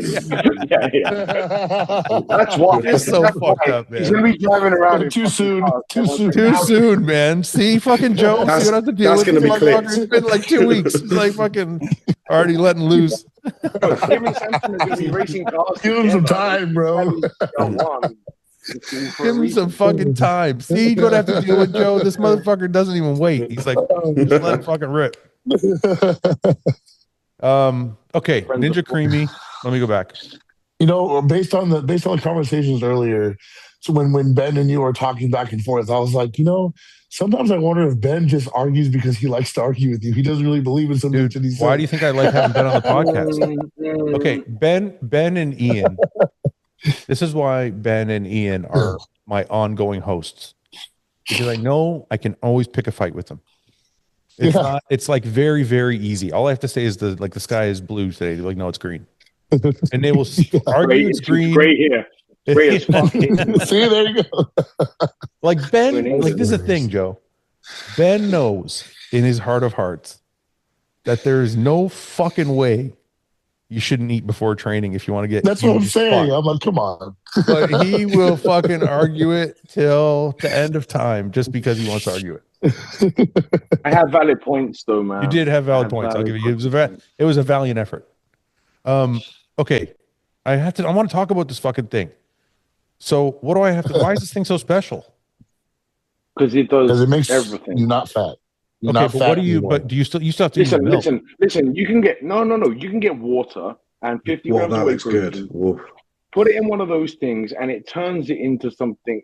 It's black magic, man. I don't know how it does it. Ben, are you telling me I can put like ISO H1 and just some water and it'll give you this? Hey, wait, hold on. Before you move on, don't put water because it actually says on the manual that the water, the way it freezes, because you have to freeze it overnight, it does something where it'll fuck the blade up. Okay, we broke one. You have to use some sort of milk-based thing, like an almond milk or a regular milk or soy milk. I'll caveat this: the one we have since Denise did Tampa Pro 2 years ago, all we've used is water, and my blade is just fine. Yeah, no, so that same with us, but eventually, I don't know, it's because we have 3 people using it, but it broke twice. The first one we got our money back for but it. That's but that's also because Ninja is, I don't know if Ninja is like top quality because I've already replaced 2 espresso makers from Ninja. Oh, maybe there you go. But on the manual it says do not use water. Yeah, my Ninja's held up all right. I just think with Ninja, I'm always a little skeptical because like they have stuff like take for example their blender. But no one has a cream. No, I know, but take for example their blender. Like they match the Vitamix. Their blender costs like $200. The Vitamix is like $500. I'm like, how did you make the fucking Vitamix $200? I'm like, obviously you skimped on something. You know what I mean? So I don't know if they make some really, really cool stuff, but I have a couple of their things like a vacuum and the espresso maker. You have what make is that? I also have their air fryer. Well, no, the grill. The Tefal. That's Tefal. Oh, okay. Tefal is good shit. That's pretty good, man. I posted a video with my air fryer. I have a Tefal air fryer from like way back. It's like one of the first air fryers, and it spins. Oh, I love those ones. They're the best. I posted a video. People were like, "What the fuck is that?" I'm like, "It's like the original." My dad's got the Tefal one, and I used to put potatoes in it, and because it spins, it would be perfect. It would crisp up the potatoes. That's why. So much better. Yeah. Let's see. Because the handle like pops out, and then you pull it. And this one. It's like low and circular thing. This one's newer than mine, but it's not loading. There. This one. Exactly that. This one's newer than mine, but this is what it looks like. Man, that thing rotates. It's so good. $800. No way. I did not pay. No, I didn't pay that either. But this whole thing spins. You put it pulls out. So the clean is super easy. Yeah, the whole thing pops out like this. Oh no, that's just the tray. Yeah. But this whole thing pops out. I think that's a better air fryer because of it, because it spins. It is for potatoes, but not for meat. Potatoes is so good. Chicken does well, isn't it? Cube chicken. I've never done that. I should try that. You should. Anyway, I'm going to talk about cooking stuff for the rest of the podcast time if you want. Joe, how is the off season going, man? What's the first show? You said Tampa, I think? Yeah, for sure Tampa, and then we're going to try to see from there. But Tampa is the only one on the list so far. Are you building those fucking legs or what? You got to fucking destroy people. Yeah, honestly, I'm extremely proud of my progress. I'm doing better than I expected. I didn't expect to be like this. The body just kept responding. But every time I've gotten absolutely shredded, my body responds really well. Yeah. With the post going into the off season. So But my legs came up a lot more than I expected. I was able to bring them up. That's for sure. Can I ask you if you're doing like, what are you doing specifically? Are you doing like 2 leg days? Are you doing like anything? Are you shooting a bunch of synthol on your legs? Like, what are you doing to make up for? No, honestly, the only thing I did, I actually talked on Nick Justice's podcast about it. I Okay. literally just decided to work harder. It was more so like I added volume. So it wasn't just sets I added.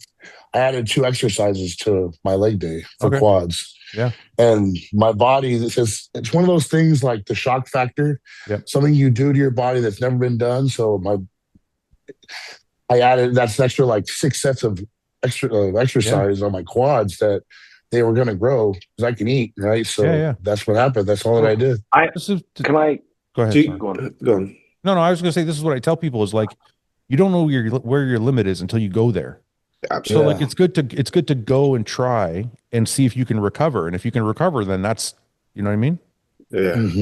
So I think recovery is like underpins all your decision making, right? Right. Really. Agreed. But I also think that people, I mean, like we were saying, like max out the calories and just stay there. I feel like people do that with their volume when actually, like in times of need, you should scale your volume back. And that gives you, when food then starts to get ramped in your drug, now you got more recovery. So now the volume can start pumping up. But I feel like people just try to keep that locked in, or even keep the training the same all the time. It's like monotone. It's monotone. You're like right. Carl and I had this discussion. And I'm like, hey, food is high. You know, things are moving now. Let's see where the upper limit of your volume is for the week.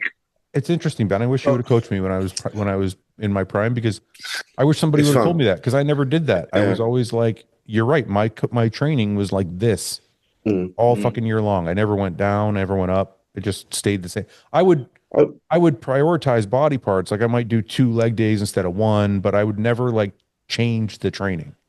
In your guys' experience, do you think legs is the one body part that can handle the more volume? Because I've noticed putting more volume in the legs, myself, my legs have grown more. I think leg training. See, I don't know about you guys. I've talked to Ian about this, and I think Mike and Paul agreed. My body parts are all different. Like, 100%. Yeah. Like legs, I can do more volume, and I mean in terms of sets and reps. Like I usually do 15, 20s with legs, and back can handle a ton of weight. Chest can handle more weight. Arms, I'm training with moderate weight, probably more reps, not heavy at all. So like I feel like every body part kind of has its own thing. But legs for sure is like a reps and sets. Higher rep range on quads is definitely, I've noticed in the last year, hitting that 12, 15, maybe 20. The rest pauses, the drop sets is seen the most growth in my quads in the past. To the point that Ben's actually said to me, hey, I know they still need to grow, but it's like your back's more priority. We can pull back on the legs a touch right now.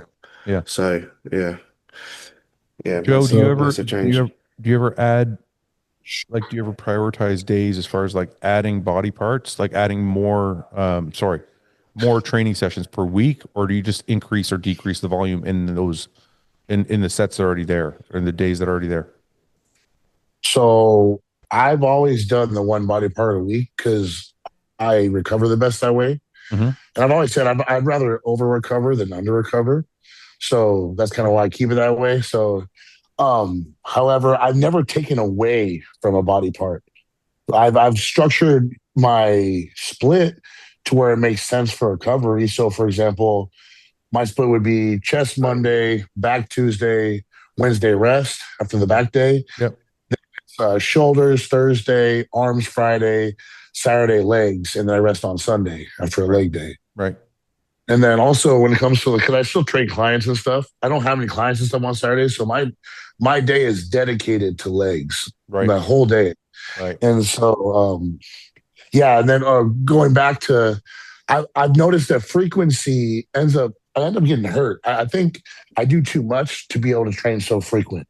And I don't like training less. So like, I love volume training. I love doing more in the day compared to I'm gonna only do so many sets today because I know I'm gonna have to do it again, but I have to recover by that. I But see. I'm so used to training to where I need 4 or 5 days of recovery before I see that muscle again, compared to like people that do push pull legs. Like I tried it and it's gonna work, but I just didn't like it because I didn't like I know I what you felt. mean. I was like that too. I wanted to leave the gym feeling like I left everything at the gym.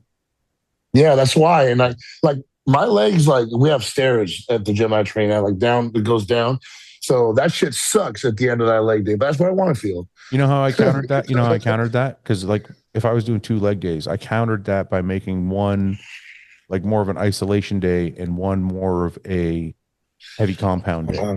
Because like Mhm. you can do all the crazy shit you want to do with isolation stuff like leg extensions or lunges or whatever.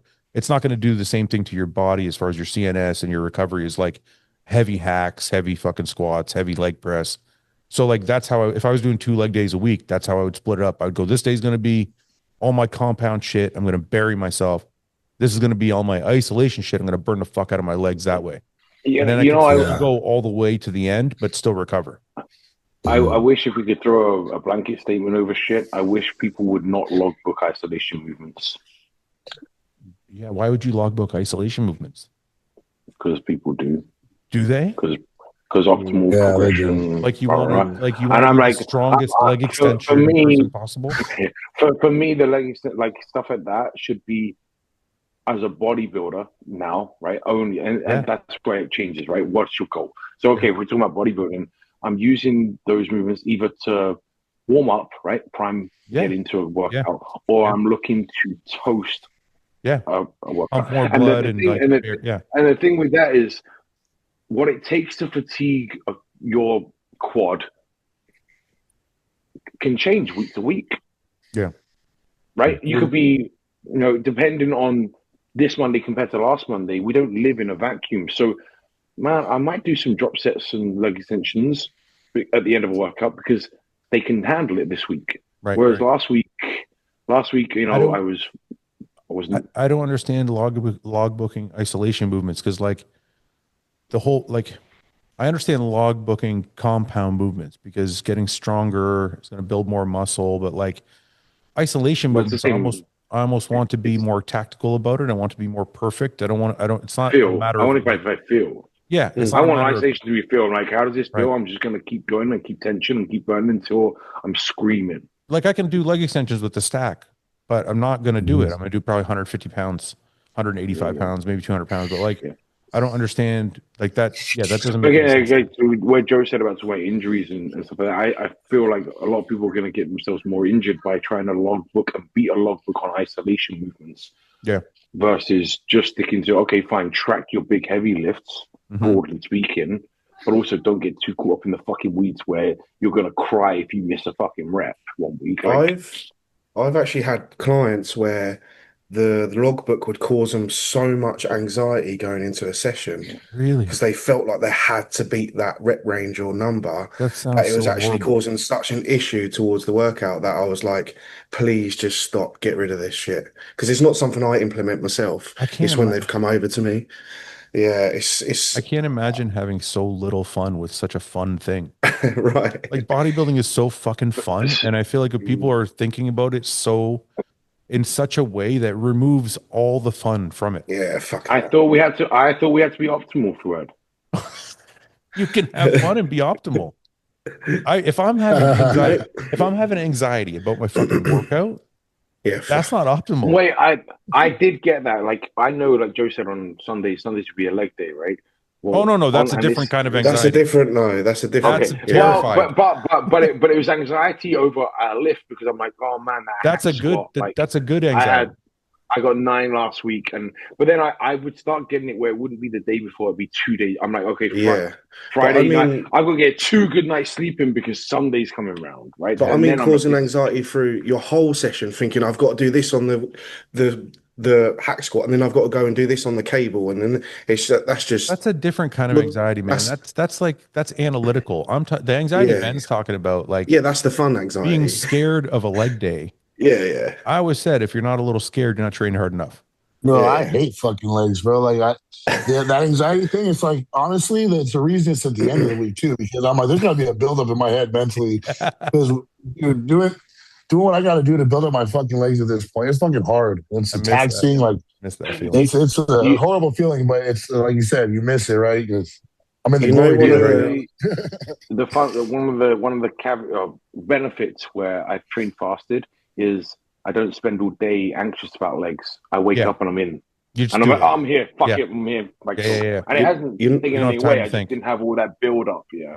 Yeah, yeah. one of the hardest times I used to deal with pre-training anxiety was when I done manual work because if I had a busy day, I was like, this is gonna fucking affect my I need to do this tonight, and this day is gonna affect my day.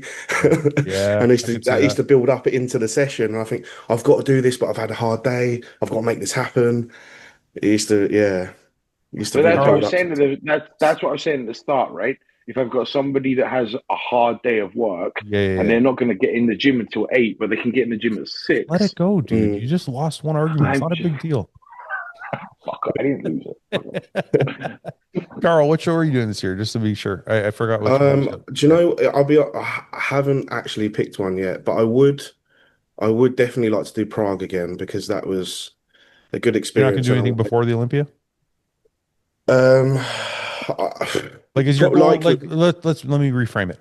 let's Is be your real goal though. to try and qualify for the Olympia yet or not? No, You're not there no, yet. no, no. I know I'm not there. My So you goal just is want to, to okay. my, hell, I'm going to say it out loud. My goal is to crack a first call out this year. And it's small show. Um, in any show that I enter. Well, Prague, I Prague want doesn't to. count as a small show, Prague though, doesn't does it? count that Fucking, too. Yeah, that's like an Olympia. Sorry, yeah, I I should guess I'm reframe that. talking A smaller outside of the show. big Yeah, yeah, shows, like outside of the yeah, yeah, Olympia, the Arnold. Those are big shows to me. The Olympia, the yeah, Arnold, yeah. Sorry, yeah. Dubai, Pittsburgh. Those are like to me the big I shows. would.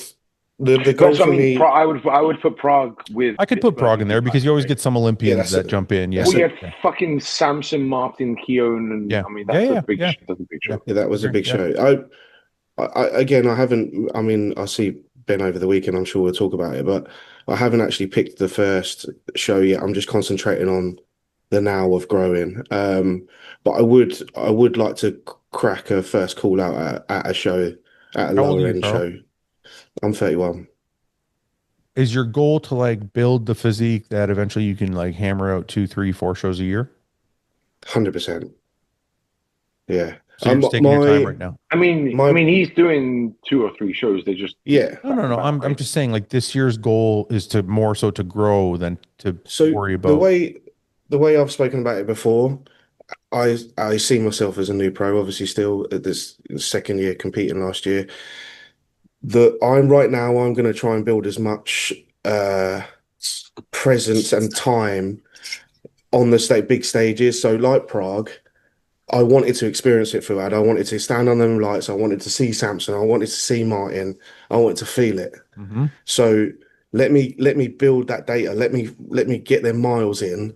Yeah. So in my opinion, fingers crossed when my time comes, I've had a bit of mileage under me where I've experienced kind of the big stuff. And then so for me, the goal this year personally is to do some shows, get some more experience, but also, I'm there to try and do well and So improve on last year. 2027, would your goal be That's to my do goal. the Olymp Yeah, for 2027? Would your goal be to get to the Olympia, Olympia? 100%. Yeah, Okay. Okay. yeah, Maybe you You know, should it's do, interesting. maybe you can do Detroit. Uh, yeah, definitely. after I do a show, the first thing I do is map out my following season. Yeah. That way, I can kind of gauge my growing phases and stuff, how long I'm going to run my cycles, and how like that kind of thing. Like I've done that for the last like 3 years, and it works really well for that because everything's like structured and planned out. So I know how long See, I'm going to push for each I've time. spoken to a couple of people about that, and I think I'm a bit more relaxed in that way. I'm just like, yeah, I'll do this first and then Shouldn't be pick a relaxed. show. I was going to say, Yeah. well, me knowing there's an Wait, end wait, goal, wait, wait, right? wait, wait. The, He is not relaxing what you're talking, the way you think. Okay. The Okay. Yeah, guy yeah, hasn't fucking skipped a beat. Okay. yeah, But that's it's that. Yeah. as in the relaxed bit has been like, we're gonna aim. Like I knew months and months ago that he was going to compete at the end of 2026. Right. Yeah, yeah. Yeah. It's like between October and November, that was a pretty lock. So we have a time frame to work with. It's not relaxed. Right. Okay, yeah, I should explain that a bit better. Carl, More, don't say you're relaxed. Sorry. I'm definitely not relaxed. I'm on it. I'm on the button with everything. I was like, you are not bodybuilding, right? If you're relaxed, Like, what the fuck are you doing over there? I'm definitely locked in with everything, down to the gram of salt that goes on my freaking food. For me, it's a mental thing, like because like we talk about the off seasons, how they do get very difficult and stuff. It's a motivating factor to know, okay, I only have to push like this for this much time, then I'll get I guess you can call it a break where I pull back a little bit, or a health phase, or whatever you want to call it, and stuff like that. Because like I know I have like 6 weeks left of this. Like, okay, I just got to push a little bit farther, just a little bit longer, and then I'll get that pull back a little bit. So stuff like that helps me a lot. I think my interpretation of the difference between the two is you might be close to redlining, whereas we're not trying to redline. We're trying to sustain a maintainable push through. If that makes sense. It does make sense. I want to ask you guys a separate question. What do you guys think of Samson north of 340 now? There's a point of no return, right? You can only put on so much where it's going to eventually hurt you. Do you think that's going to? Do you have reference? Can you put it up? Do you think that's going to? Do you think that's going to result in a better look come Olympia time? The same look? Is it going to be 24 Olympia Samson, but bigger? Is that what we're expecting? I hope so. I hope, yeah. That'd be the, I mean, we all hope so, but what's the general consensus? But it's like goes back to what I said before about he doesn't seem to put on shit body fat. So is that going to come off ease like him at 340, say, in the first 2-3 weeks of dieting? Is he just going to drop off 40 pounds? Like, do you know what I mean? Probably. I don't think he's gonna start dieting and then be like 330, 320 and like hang on to 320. I think if I had to guess, he drops 20 or 30 pounds pretty easily. Yeah. You know what I mean? Like the bigger you are, the more water weight you're carrying. Sure. Right. So like I don't know how much of this is tissue. That's what I'm saying. Like that's kind of what the question is. Is this Samson getting bigger and bigger? Is it going to actually result in a lot more tissue? And how much tissue is that? Yeah, I agree. Ben? Whereas if he held at, say, 320 and sustained that for a period, would that stick a bit longer? But what's wrong with holding on to 340 for a whole year? I mean, is he going heavier? Or we don't know, do we? Yeah. Is he going heavier with weights, you mean? No, I mean, he's going to go up to 350. Is 340 like where he wants to? Yeah, I don't think. Did he go? I want to stay at 340 and let it hold, and I don't think they have plans to stop. I think they're just going to fucking keep feeding him and getting him bigger and bigger. But again, this is what I was going back to. When you have somebody's with elite genetics, that like some guys, you'll keep feeding them and they'll keep adding weight, and it's scale weight, right? It's not good weight. Yeah. Someone like him, his body knows what to do, knows how to grow. So like I don't think the same. Like if we see this, but 5 pounds heavier, that's wild. It's insane. It's fucking lights out for everybody. Yeah, I really hope so. It would be fun to see. Yeah, you would hope that the extra mass and tissue gives him the ability to do that, right? To keep some of it. Yeah. I would hope that if he stayed at 240 the whole year. And he looks pretty lean at 240, or 340 for somebody who's 340. Like he looks pretty lean. Yeah. You would hope that some of it would stick around. He would end up like 3 bills on stage. You know what I mean? Mm-hmm. So, okay. I imagine that's probably what they're going for, to be 300 pounds in shape. I think they're really irritated with the conditioning conversation. For sure. And I think they're like, you know what? Fuck it. We're just going to win this thing with mass. Yeah, for sure. And the bigger they are, maybe the harder they can get, right? Because then you can dig down deeper when you're dieting. So if he puts on 5 pounds, and especially in his back, then the more they dig down, the more size they keep. But to your first point, say that they don't improve on condition, say they just match. But if they match it with 5 pounds more tissue, yeah, exactly. That's hard, especially if he doesn't lose any of his shape, right? Like if he keeps the waist in check and everything, and he puts on like another 5 pounds, 10 pounds on stage, even if the conditioning is the same as 24, it starts to become hard to refuse. Yeah, for sure. It's kind of like agree. Andrew. Like Andrew's condition at the Olympia this year wasn't as good as Hottie's, but They never. But he's so impressive that it doesn't matter. the condition is, I strongly believe, condition's a genetic opponent as much as muscle bellies and structure and I shape. agree. It's all I genetic. agree. And some people, to get, like Joe gets in really, really good condition, right? So for someone else to get into that kind of condition, some people are going to have to pay a price, right? Some can't. And that you're right. Well, okay, Like sure, but then some people, no matter how hard you strip them down, don't have striated glutes.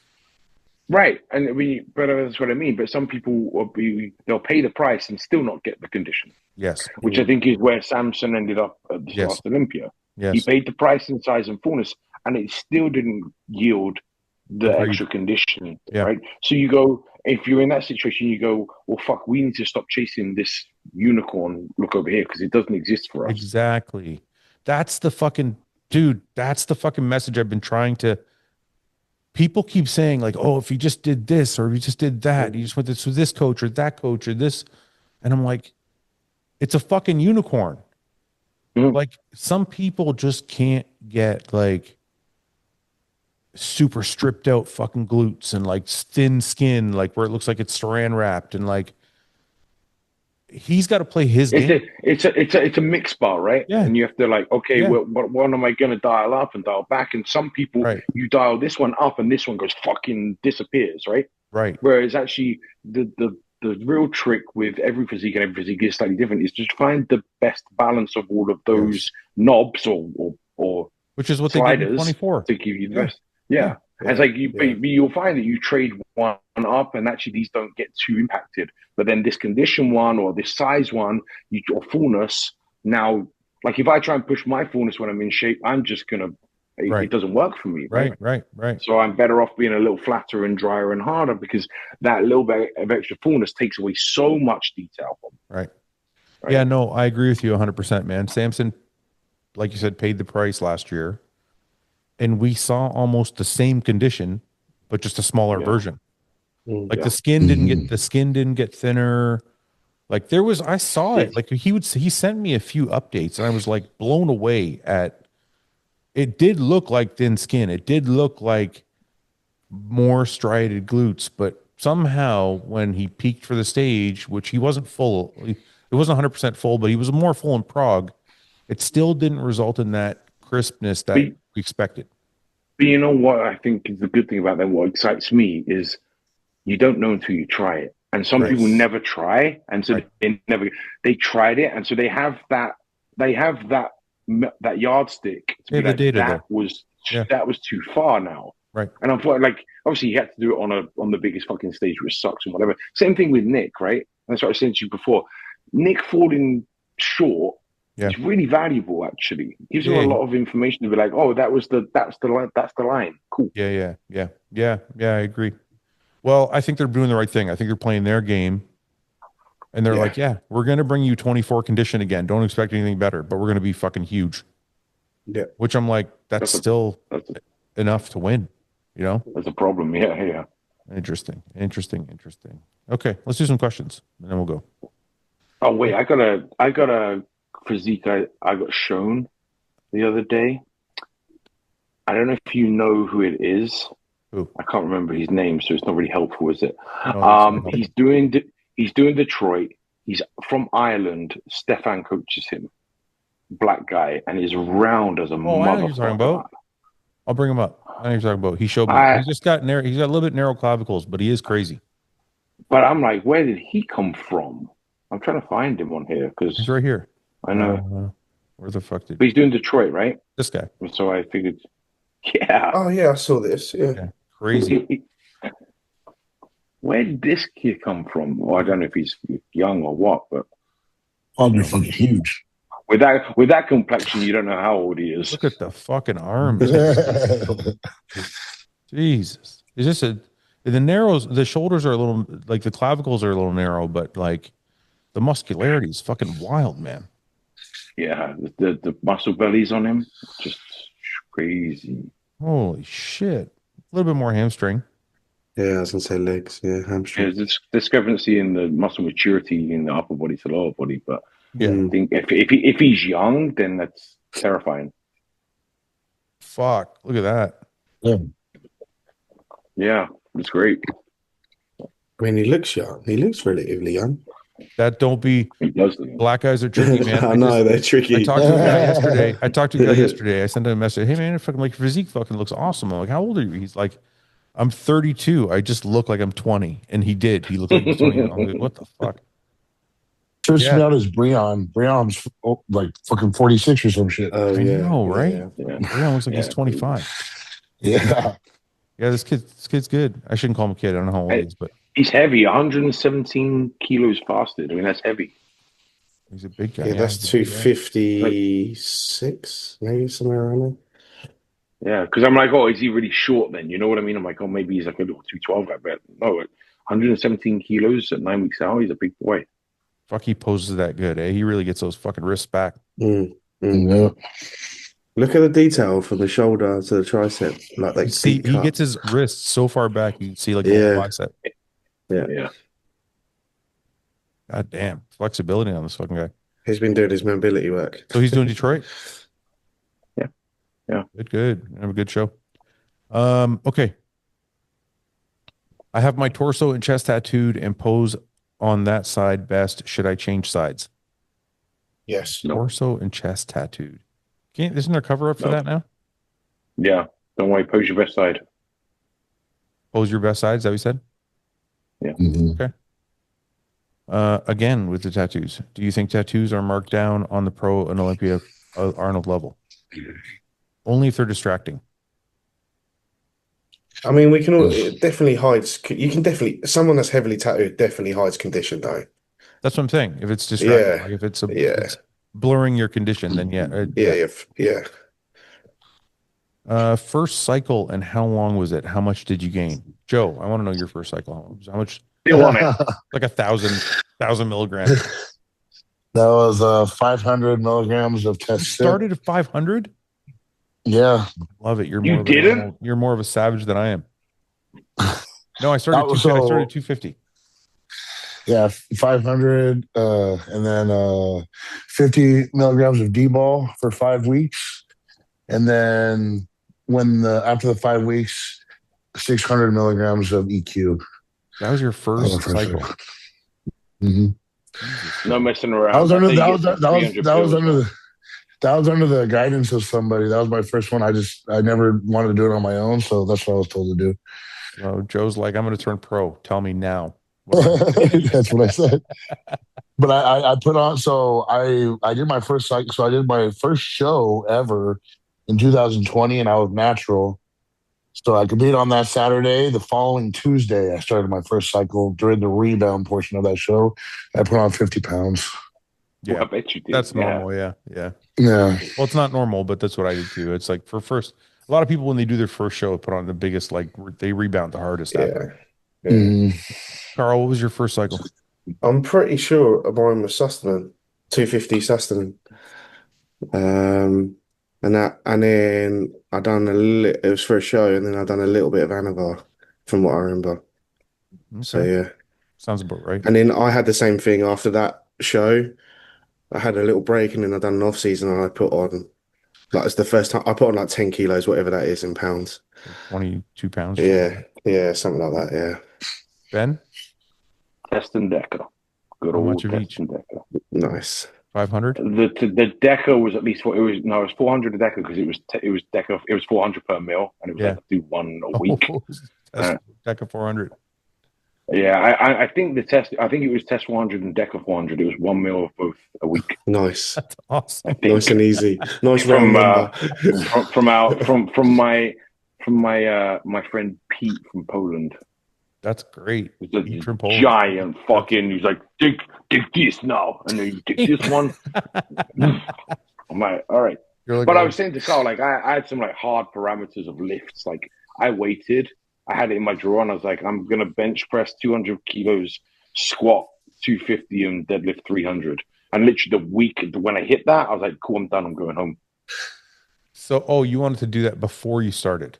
No, yeah, I did completely natural. Did a 200 kilo bench, a 250 squat, and a 300 deadlift, and then I was like, Crazy. now I can go. Yeah, That's crazy. yeah. It's the only thing I've been like patient about.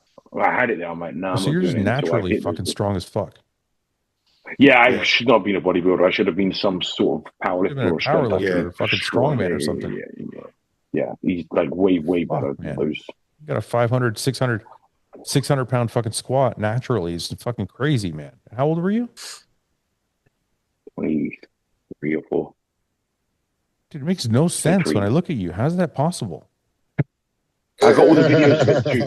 It's like a Dude, at the backhanded same time, compliment. I did a 6 week deadlift for 10 reps natural too. Fuck you, man. Oh, that's crazy. I did all the juice in the world and I couldn't do that. I'm fucking so fucking weak. You're not a hyper responder. Wait, this is where I argue with people that okay, blanket statement, right? Yep. Can't just relax.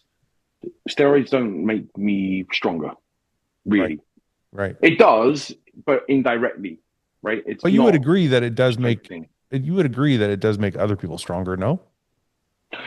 It makes people stronger by indirectly, and obviously Anavar has there are compounds and Winstrol that will have an immediate effect on output, but Like typically trend makes me speaking, feel stronger. the benefit, yeah, but the benefit I think of steroids is not really in a strength gain as such. You get stronger. Well, I think it's both. I think it's stronger in recovery, strength and recovery.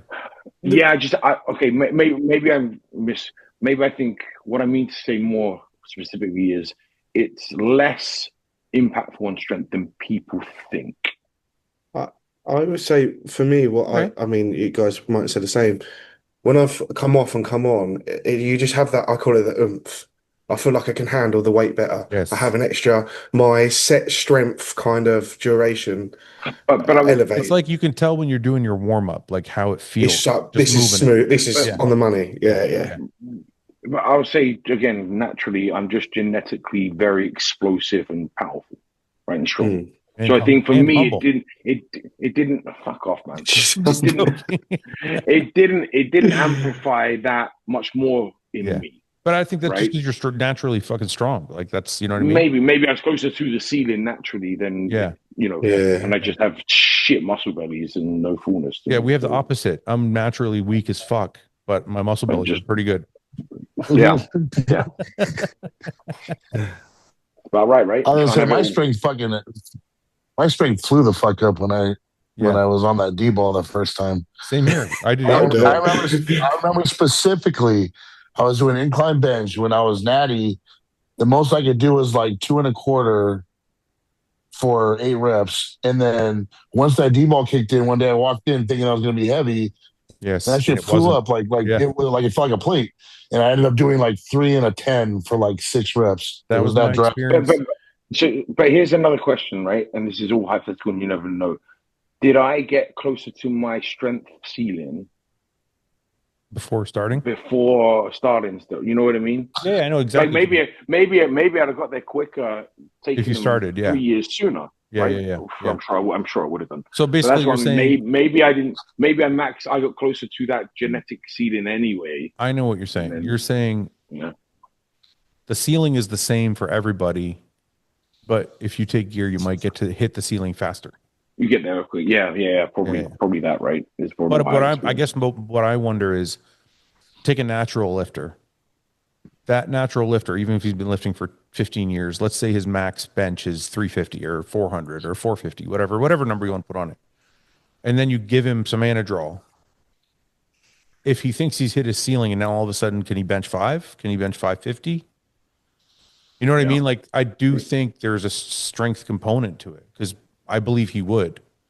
And again, it's all hypothetical, but I think but I think a lot more strength comes from body weight and leverage in that instance as well. Okay. Like if his weight didn't change and you gave him that, does it go up as much? I think so.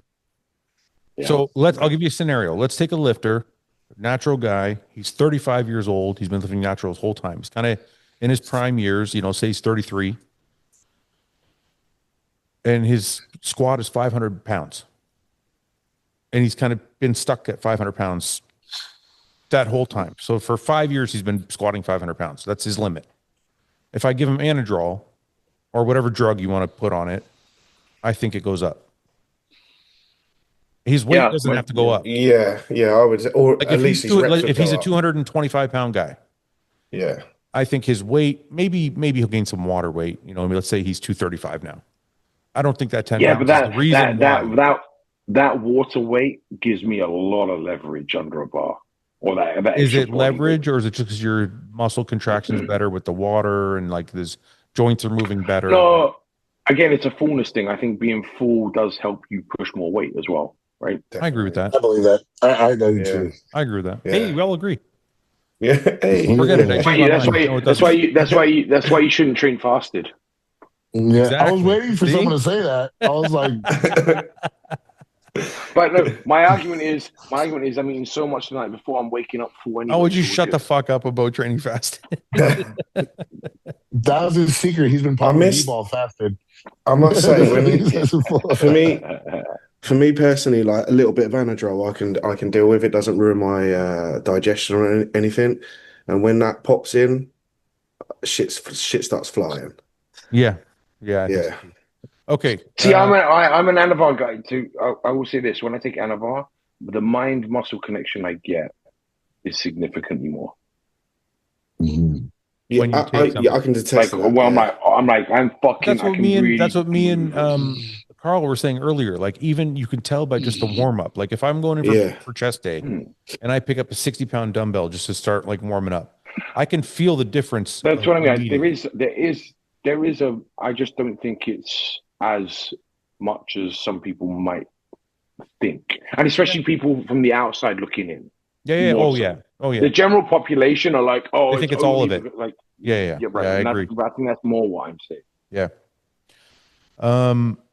Okay, interesting question. And we'll go after like this one or the one after. Where does Hadi end up as one of the best bodybuilders of all time? If we were making a top 10 list, is he on the top 10 list? I would say he's in the top 10 of all time. Are we going with? Yeah. I don't know if he's in my top 10. I don't know if he is. All right, Brad, I got a Let's counter. just get I got a counter question, and this does go back to a conversation we've had before. Is he rated higher than Kai Green as a bodybuilder? No. He's not. I was just about to say what was. I think the best Kai beats the best Hadi. But Hadi's won Olympia and could have won 3 in some people's eyes. Yeah, but then Phil dependent. Hadi also didn't have to compete against Phil, who's arguably the second best bodybuilder. Well, he did compete against. He did compete. 20. Sorry, not Phil's prime. Oh, Phil not Phil's wasn't prime. Not Phil's prime. Not Phil's prime. So I don't think Hadi beats prime Phil, for sure. Well, yeah, okay. No, So then that puts him in the same category as Kai, and I actually think the best Kai is better than the best Hadi. So you think prime Phil, Kai, Hadi, it would go 1, 2, 3 like that? Listen, I know how this conversation is going to go in the comment section. Everyone is going to think that Hadi is better than Kai. I really, really think if people saw this on stage, they would say different. I think if you put them next to each other, Kai is just so thick and so dense, even though he's missing a couple body parts over Hadi. Like Hadi's got better shoulders, maybe he's got some better detail in some areas, but I just think Kai would overwhelm him muscularity wise, and Kai's condition was good too. So I don't know where Hadi beats Kai, because if he's got more muscularity and he's matching condition, they're both not shape monsters. So like they both have equal aesthetics or symmetry, I guess. So you're talking, if you have the same aesthetics and symmetry, the same condition, and one guy's 20 pounds heavier, it's hard for me to put Hadi over Kai. I don't think. But does career not matter?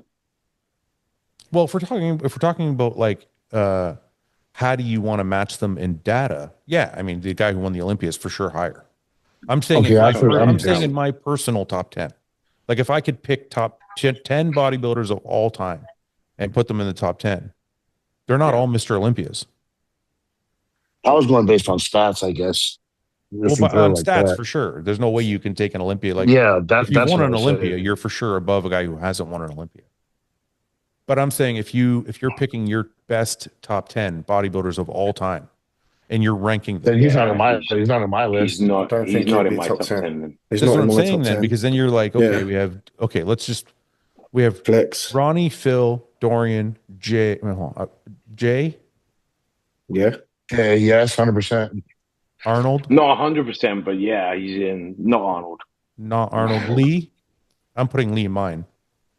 LeBrada? We looked at Lee Lee LeBrada. Haney. We looked at some Lee Haney, Haney. Oh, 1991. Lee Haney's in. Yeah. Yeah, that's 100%. Okay, so there's But then look at five. Flex. You put Flex Wheeler in, right? Or did I you say haven't Flex yet. Lewis? I haven't put Flex Six. Wheeler or Flex Lewis. All I put was Ronnie, Phil, Dorian, Jay, Lee Haney. That's 5 right there. That's 5. Brant Flex. Warren's in there for me. I don't I'll know. have Brant. I don't know if Brant Barents makes mine. Flex, I Flex think- for me. Is Flex a common for all of us? Yeah, 100%. Yeah. Yes. Okay, Wheeler. so We're that's talking about 6. Wheeler. So, yeah, Wheeler. You put Yeah. Dorian already? I put Dorian in there Yeah, already. yeah. Okay. So that's then 6. you got It's 6 if we add Flex Wheeler. I think Rami. You're gonna laugh, Ben, but Rami's in mine for sure. I saw a Rami. Rami. No, I Rami saw a is Rami not clip over yesterday. Oh my god, dude! I saw a Rami clip yesterday, and I was like, we all shit on this guy, and we totally missed the boat on how awesome his physique was. Like, it's fucking great, dude. Did we? I gotta show you this clip. Did we miss him? If I find this fucking clip, dude, it was so fucking pretty. Is this Was it back- Look, if we're going 2017? back to like, if we're talking like even 2013, 2014, even. Yeah. One second. I think I found it. there's a New York Pro. I found it.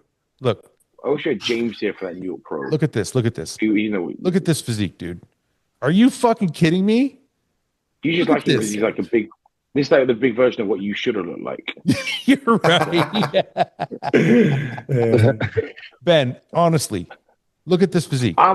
Shoulders, arms, lats, chest, legs, small waist. What the fuck are we talking about? That's a nuts shot, to be fair. Yeah. Watch when he turns to the side. We totally missed the boat on this physique, dude. Yeah, Look at this. Did we? What do you mean? What are you talking about? We missed the boat? I think Rami was the most underrated bodybuilder to step on stage in the IFBB. I think Mr. Olympia. No, I know, but I think he got shit on for the prime years of his career. I think early on he was actually better. I actually think he won later. Yeah, out of his prime. Ironically, I agree on that one. I don't think 2020 was his best. Like, look at this. I was going to say The the same thing. The midsection on that. Look at the Oh, mate, it's quad.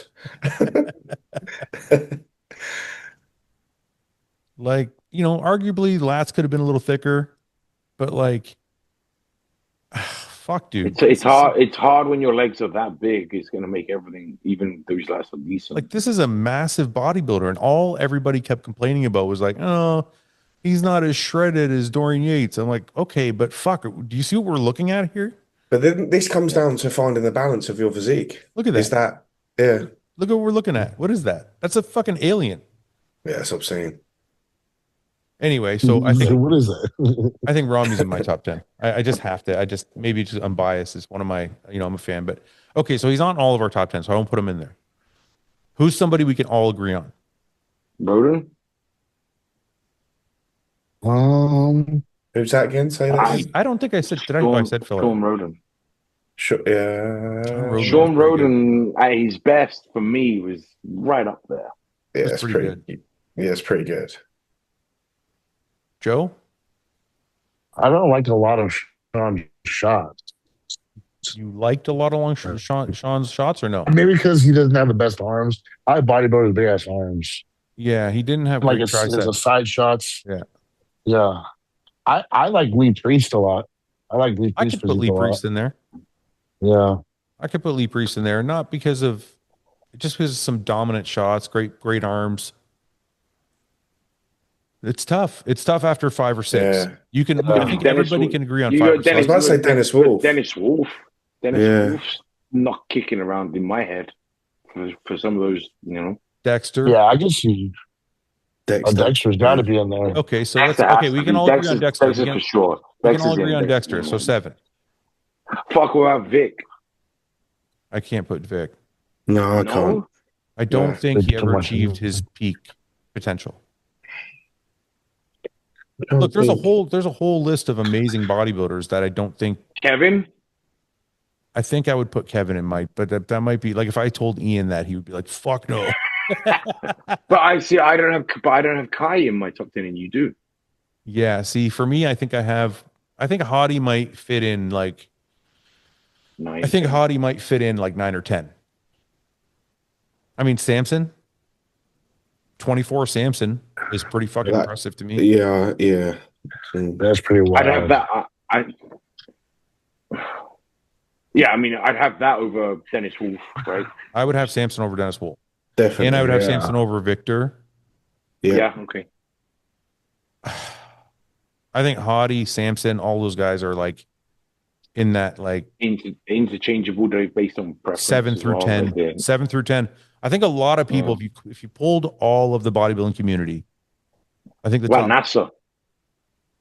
Nasser I was 97. gonna say that, but that was like he didn't have a.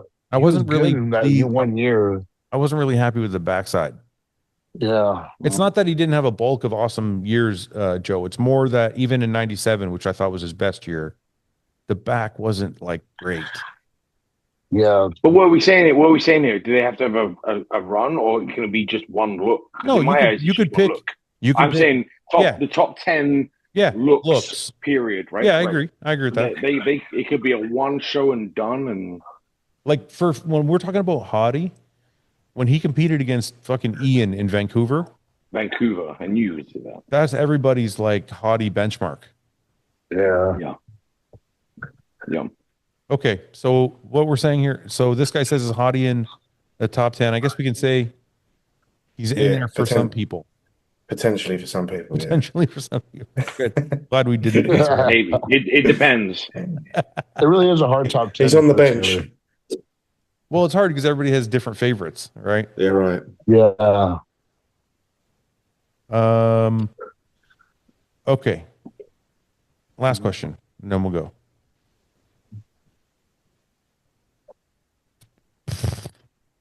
Who's used a bathmate, or at least considered it? So what? Hey, What's a bathmate? Hey? Is that a slip mat? Is that one of those slip mats? What's a bathmate? I don't know what that is. Joe, you don't know what it is either? No. I feel like it's like Like a a loofah? buddy a buddy that gets in the bath with you. A bathmate is a brand of hydro vacuum penis pump that uses water pressure in the bath or shower to draw. Oh my God. Fuck off. What the Where do I fuck? get one? Where? yeah, asking for a friend. Is it on Amazon? Asking for a friend. Amazon what? All right. I'm not going to go any further. Fuck that question. Okay. You guys good? I'm good. You good? Good. But can I I'm ask? good. Tattoo. Oh, this. Yeah. Yeah, I got it on the weekend. Is it real? Hell yeah. True. Yeah. Is that the start of the forearm sleeve? That's Yes. cool. I got the rest of it. Yes. Actually, I got the rest of it already worked out. Actually, Nice. Oh, you're getting more. I'm going to finish the rest of my arm. Yeah, I wanted to get my arm done. So I got, Hunter that drew all the stuff for the Arnold with Sam and Samson and all them. He's drawing my my tattoo right now. Nice. So we've been going through That's so a few cool. variations. Is that something that's going to happen over the next couple of months, couple of weeks? As soon as we get this drawing sorted, you know what? He drew something for me that I like, but I'm not partial to, like, there's a skull in it, but it's like maybe the skull is a little more pronounced than I want. I got to reduce. Bit Got to smaller. just change around some things. Are you just going forearm, or are you going to go the whole? Well, I got my See. tattoo. I got my tricep done on this side already. Right. I kind of want to build off of that and just go Cool. down the arm. But I got some Yeah. road rash. There's some road rash on my forearm just below my elbow still. Damn. Still, wow. Yeah, and it hasn't like healed 100%. So you can't really tattoo over that until the road rash fully heals. Okay. So Yeah. I'm going to start just below the road rash and go all the way down to my hand. Nice. And And that's then I'll, something you've wanted to do for a long time, right? oh my God, I've been dying. Because I Yeah. told people I got a tattoo on my tricep and my back and I can't see them. Yeah. I'm like, this is fucking bullshit. So now that I'm not Yeah. competing anymore, it doesn't matter. I just do the rest of my I face. was so Sure. excited when I got this shit. Yeah, that looks Mine badass. See, you got like, what is that? A fucking dragon? is a phoenix, and then I have this giant clock, and then a Bible I'm doing a verse right clock. here. That's your what? What's on the bottom There's there? a Bible verse. Bible verse. Are you? Oh, you are religious. That's right. Yeah. But yeah, this the way it flows, the way she put it together is so cool. And like the clock represents my I dad, can't see it. Let the me see. phoenix me. Let me see the inside of it. Yeah, I love that. What's the Yeah, clock that's represent? cool. My dad, Right. his time his life is cut short. I love it. So that, and then the chains attached to the phoenix is supposed to represent me and my life, and then the Bible verse, Very fucking sweet, man. I like the that. Bible verse that I live by. I love Like tattoos that it's mean pretty much something. saying like yeah, the Bible verse is pretty much saying like live not for your own understanding and trusting what God has planned for you. Pretty much is what it says. I like it. Good for you, Cool. man. Sweet. So Nice. yeah, All right, boys. Well, train your fucking asses off, Ben. Make sure you train on an empty stomach and not everybody else. Boys. Until next time, thanks for watching, everybody. We'll catch you guys on the next one. See you, boys. Eat See. some Pop Tarts.